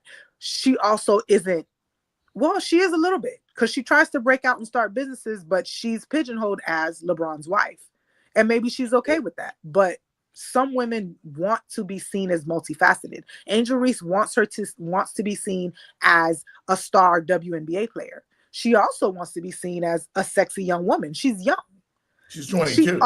Right. She wants to be seen in the different facets when she wants to be seen as them. Not while she's on the court, we're still talking about how sexy she is. No. Let's talk about my talent. The thing is, if that's how you are putting yourself out there on social media, because we all know Joy Taylor puts out the thirst trap photos. We all know that Angel Reese puts out the thirst trap photos. And to go to Magic City's point, he was saying he wants to see Angel Reese as more of the Claire Huxtable than a Cardi B. And that's, that's his preference. But, it's hard when you say, see me as this, but you're putting out pictures, I'm in my swimming suit, So how I don't really know how you balance that. Hey, I'm over here, see me, look up, I have a brain too, but I'm showing you my body. Right. When I'm showing you my body, look at my body. When I'm on the court, look at my skills. But I think they're men. They are men, but men are supposed to be smart. How many times does he pull up these pictures and these booty dancers, and I got to sit here because I'm his co-host? Jeff, why are you doing that to Jenny? I love a beautiful woman. I love a beautiful woman too. So I get it. I definitely, me and Jeff are of the same. So I get it, and it's funny. But Jeff, that can, I'm like, show me some good-looking men. Right, show her some men. No, but this is like Stephen A. told those ladies on First Take. Hey Zoe, what's up, Zoe? You hear her? Yeah, she's on the show. She's trying to step up and jump on me too. She trying, yeah. You might have that. Like you need to get like right. Her power. Hey, there she is. She's a cutie. Wow. Hi. Wow. She's 3 months. Gaga. Hi. Debut on the Jeff Fox Show exclusive. Right. Wow. But just I kind of lost my chain of thought there because the cutie made the appearance. But like Jenny, I'm not going to show you a sexy man on the show on purpose. Like I'm not. Why not? You should show her sexy women. Yeah, I'm not. Yeah. But if you want to see a sexy man other than me on the show, then you would have to sending you some links. Oh, so you're saying it's okay she sends you links of sexy men. Hey, pause. As Cameron and Mason would say, pause. No. See, I ain't doing that. Point proven. It doesn't go both ways. I ain't doing that. I had to acknowledge just a little while ago that Josh Moser looked good. He's comparable to me. He's the glitzy, got the hair and the fashion and lives in a high rise and South Beach. And the women, but I can hang around Josh and get women. I bet you can. Yeah. Okay. That's how you play the game. That's how you play the game. You play to win the game. Like Herman Edwards says. Do we? Not everybody plays to win the game. Yeah, that's true. Jimmy. That's true. Yeah. Why is it so spicy in Miami? I left you to watch over my city and it's on fire. What is going on? Yeah, it's your boy, man. It's your boy out there at the heat facility, who I love. You better not. I love Pat Riley. Let me just make it clear. And I will tell both of you. So bad. I will tell both of you that Pat Riley is the most polished, the most established, the greatest sports executive / GM president, whatever, in South Florida sports history. No debate there. Right? But he dropped the ball on Jimmy Butler. He did not. Yes, he did. He dropped the ball on Wade. He dropped the ball with Shaq.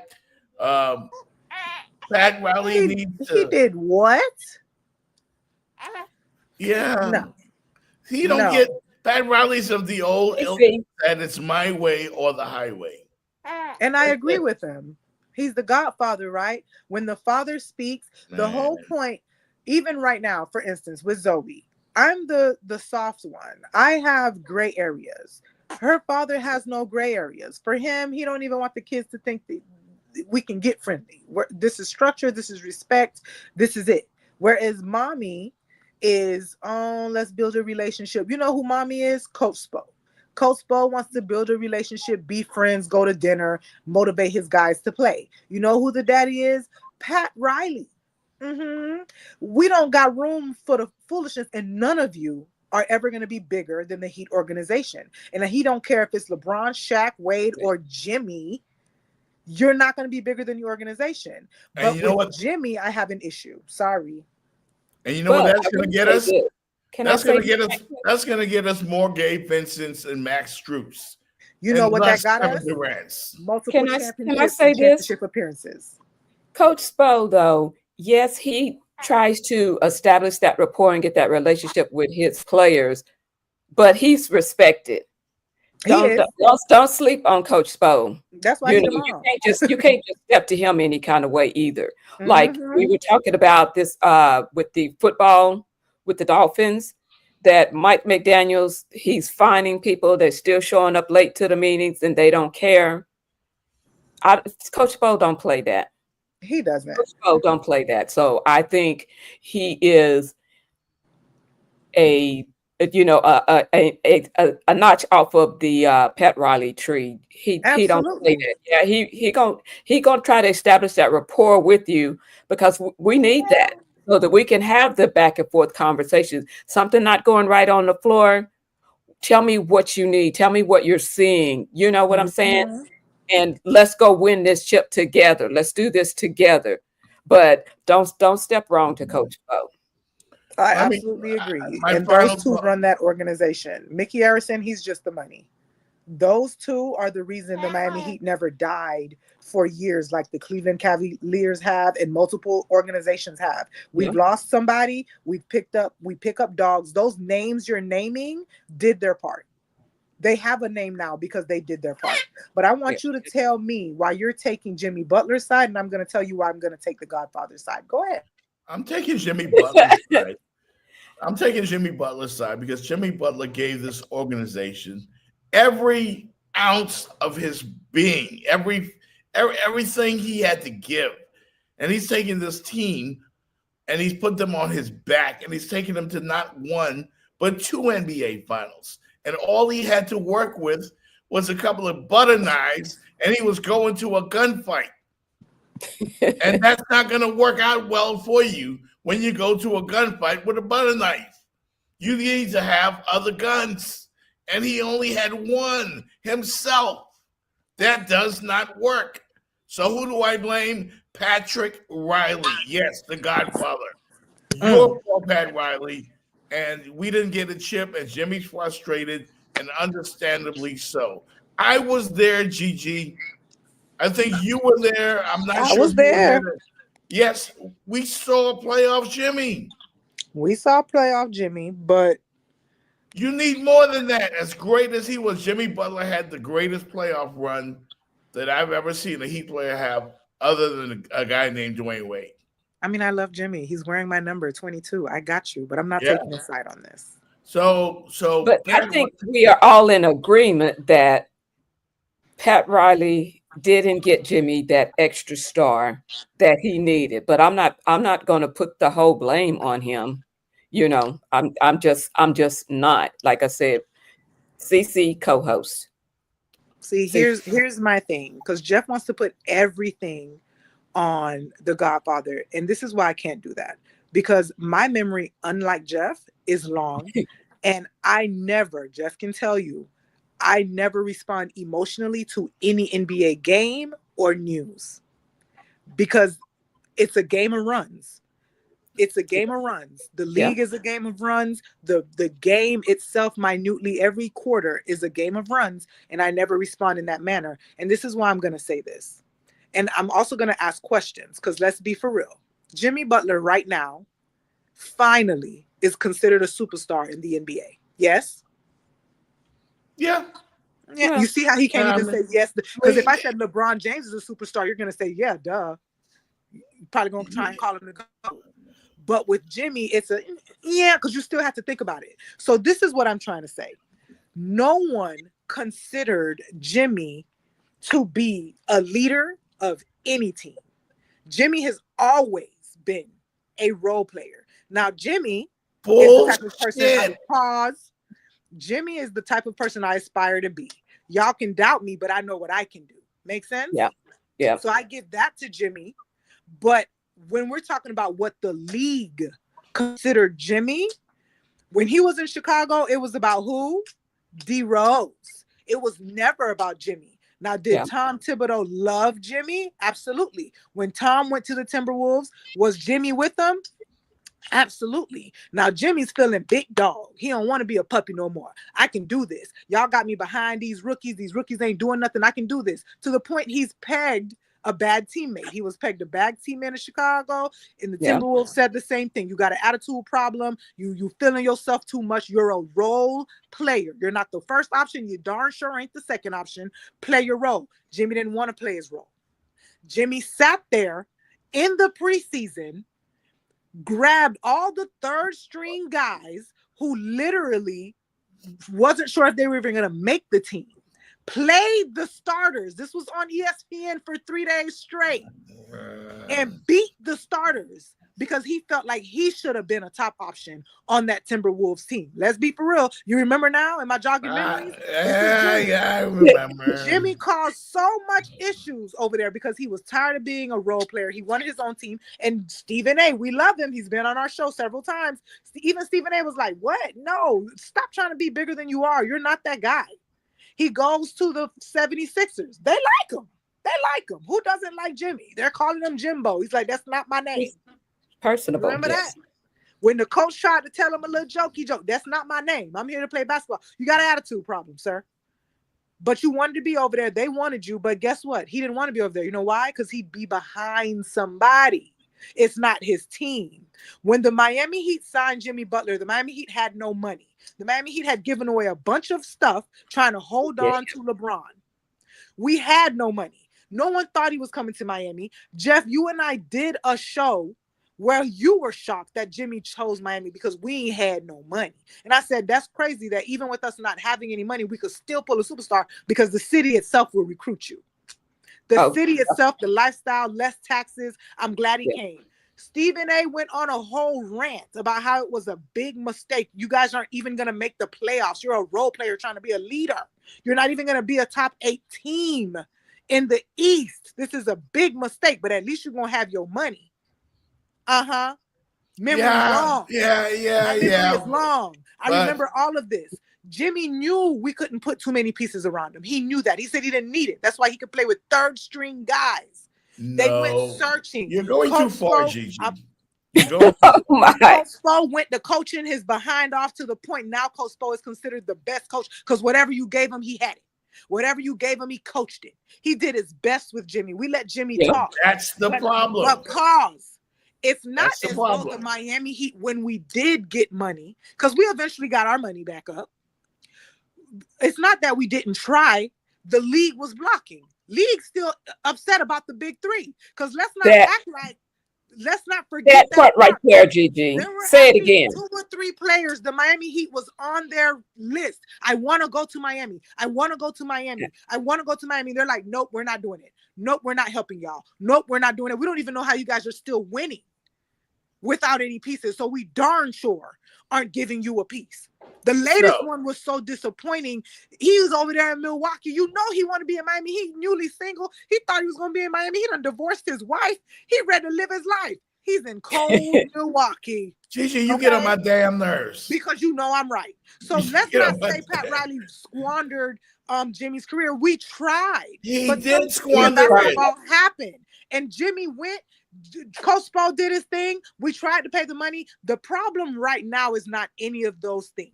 The problem right now is Jimmy thought because he did get us to those places that he deserves to be maxed out and at 35 years old. And I'm sorry, Pat Riley has never and he will never overpay an aging player. And I saw you put on Instagram that we wasted his prime. He didn't come here in his prime, baby. Google it. Your prime is from about 26, 27 to 31. He came here at 30.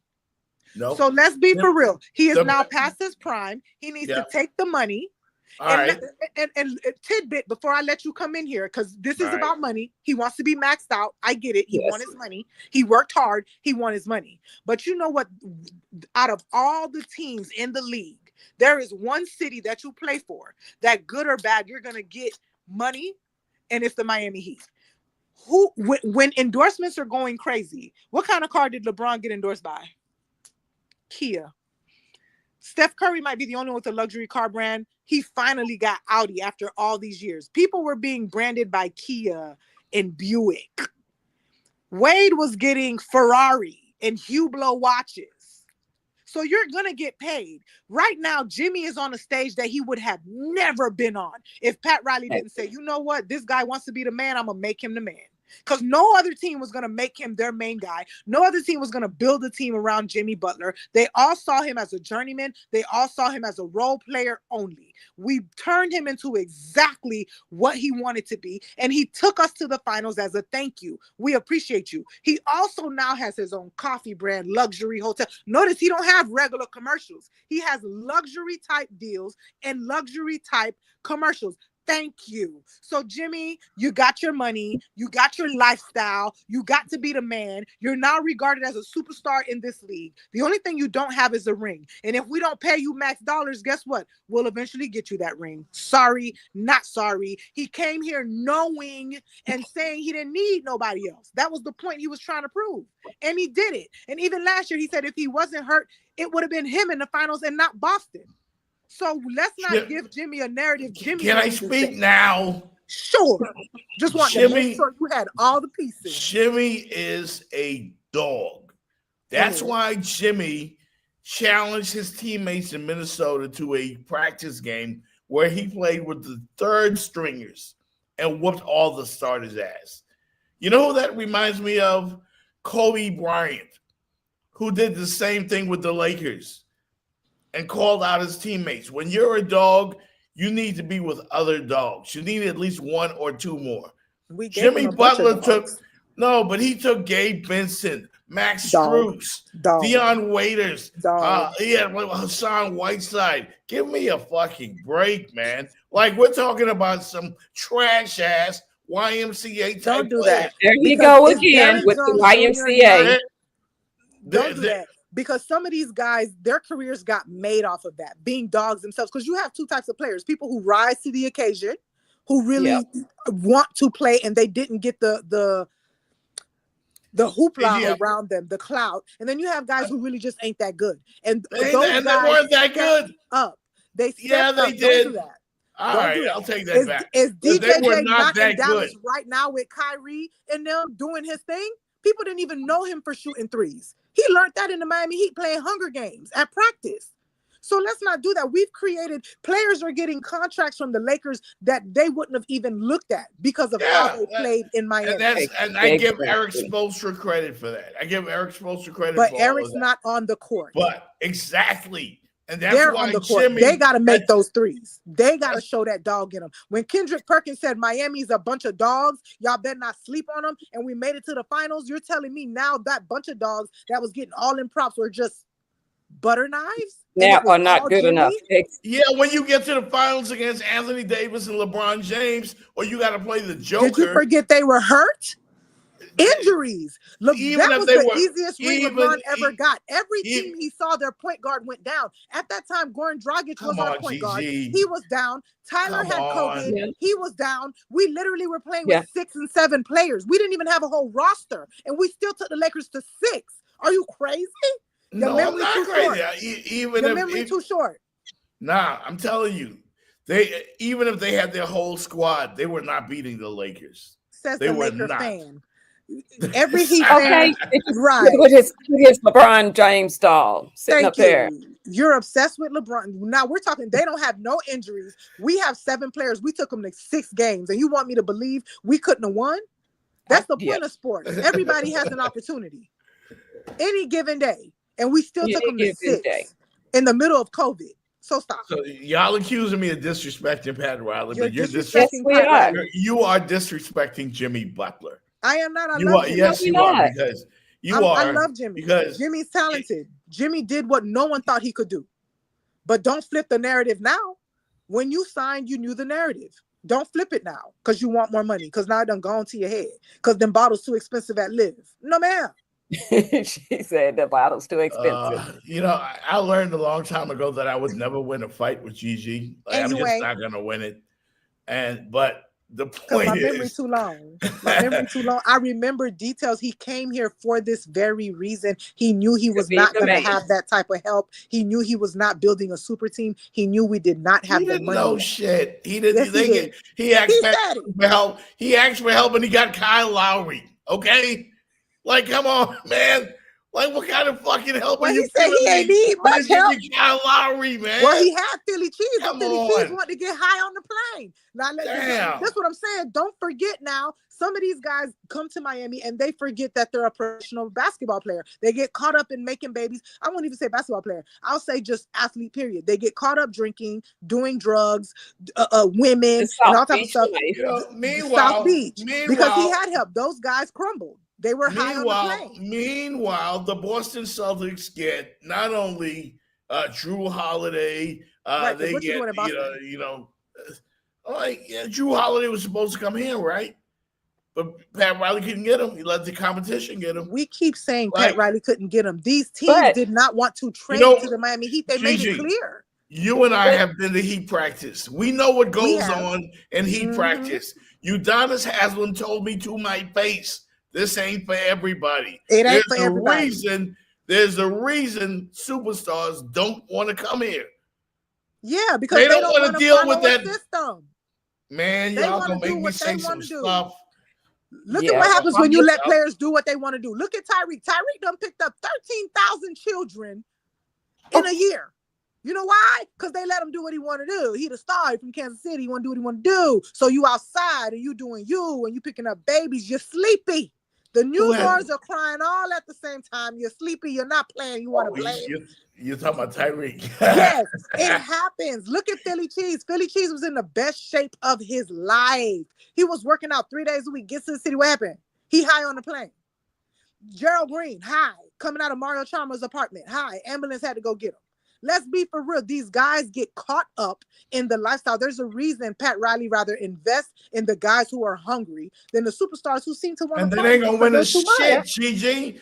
We have 3 rings. We have 3 rings because he put number 1. I give him credit for LeBron James. I mean, what's his name? Dwayne Wade and Shaquille O'Neal. That was way back, early 2000s. All the credit in the world for that team. Alonzo Mourning sealed the deal with that lineup. Great team, a band of badasses. The Heatles. From 1 to 12. Yeah. I love that team. Now, in 2000, when we got the big 3 here, that was primarily those guys coming together. I think Pat Riley gets a lot of credit for this. That was primarily those guys deciding back when they played in the Pan American Games that they were going to do what? Take a together. Pay cut.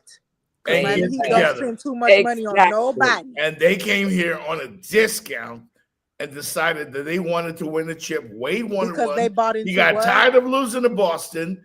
Chris Bosh wanted one because he wanted to win, and LeBron was taking the school of hard knocks in Cleveland and couldn't win. So they collaborated. And who got all the credit? Pat Riley. Correct. Got all the credit. That's not all Pat Riley. Culture. They bought into working hard. They bought into getting weighed every day. They bought into not drinking before game night. They bought into a lot of things that other teams allow. So now you're with the team 4 or 5 years and all of a sudden you don't want to do the things that got you to where you got. And we were cash strapped. We didn't have no money. Cash strapped. I said, What about now?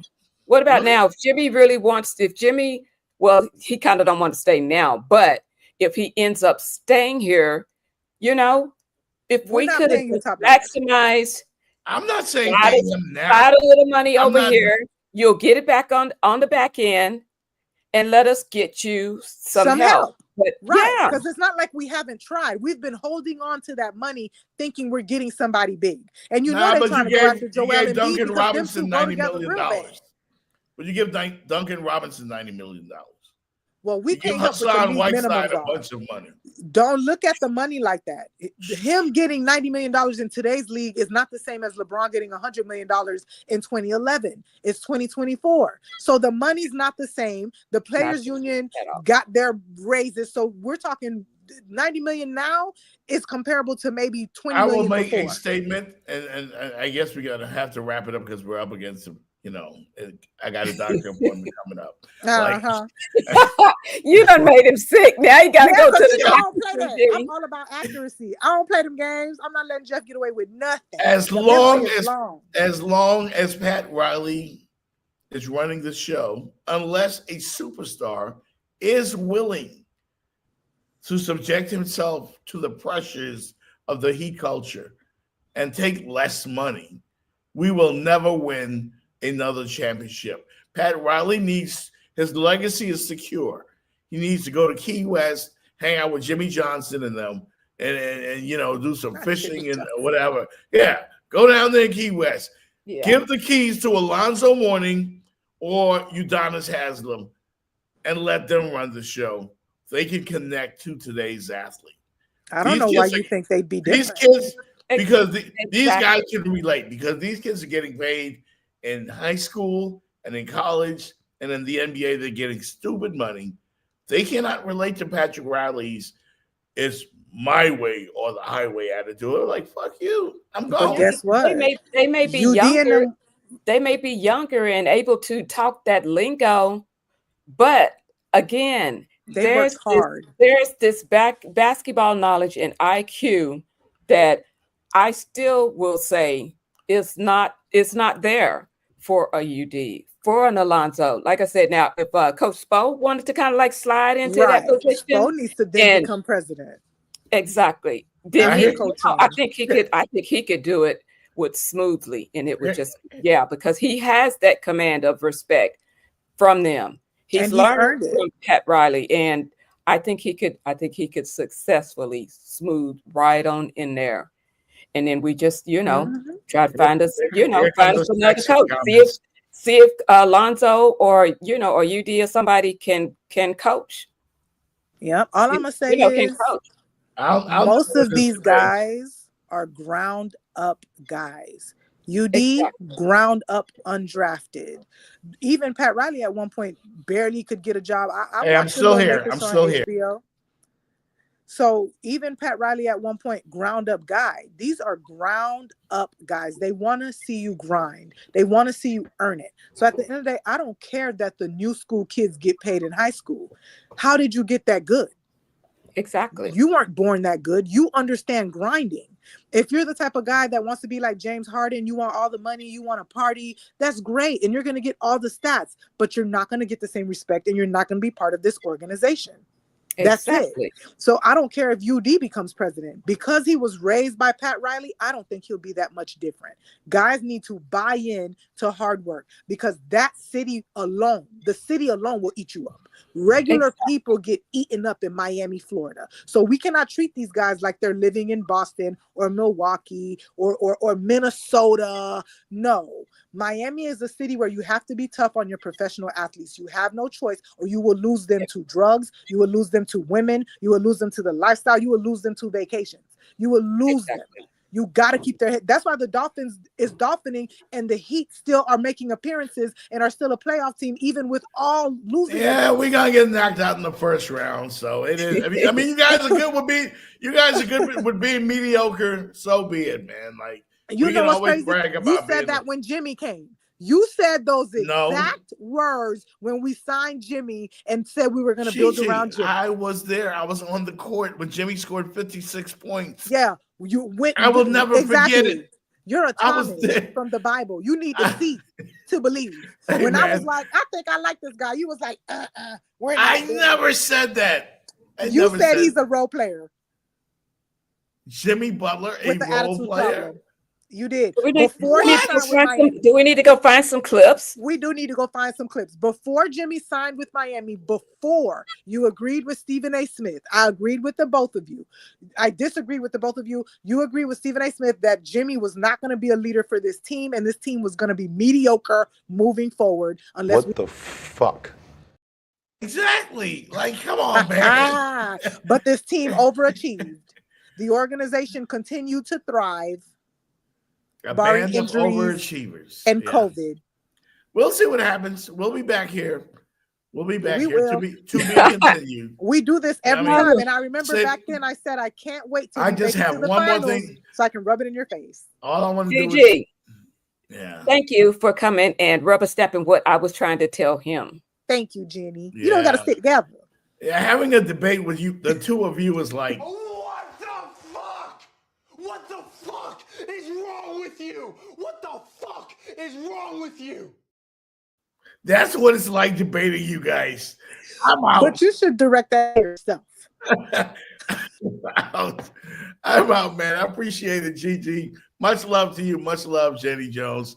Gigi, thank you. You are welcome. Hey, man, this has been hilarious. You guys, I love to see Gigi. She just kind of like, She brings the fire. She brings the fire. To the point. And she intimidates my male guests. You know, Isaiah Thomas came and melted. They agree with me, and he doesn't like that. Yes. Everybody melts when Gigi starts yelling. And I'm gonna tell Isaiah that you still ain't send me my champagne, sir. Yeah, you promised me a Birkin. I ain't got it. Thanks, guys. See y'all later, man. See y'all later. Butler ran to 17 in the first quarter in Game 3, and it was huge. A screen by Love, a drive by Jimmy Butler. He cleaves it in. He did in there win. Highsmith on the perimeter. Love lasers one in. Butler is there, but so is Giannis. He'll curl around and put it in. Boy, his first quarters have been dynamic. At the line, he cannot miss. 6 of 6. Shooting the basketball from deep. Lowry 15 points last game after a combined 7 the first 2. A second block right there for Lopez. Picked up Butler. 3. Good! Jimmy Butler's a machine. Hands off to Robinson, who's the #1 3-point shooter so far in these playoffs. Butler around Ingles. Up and down! Up and down! Where did he pull that out of his bag of tricks? 7 to play in the third. Across the lane, it's Butler, and Lopez right on him. With a whistle, counted foul. Shot clock at 9. Middleton with Butler driving right into it. Counted foul.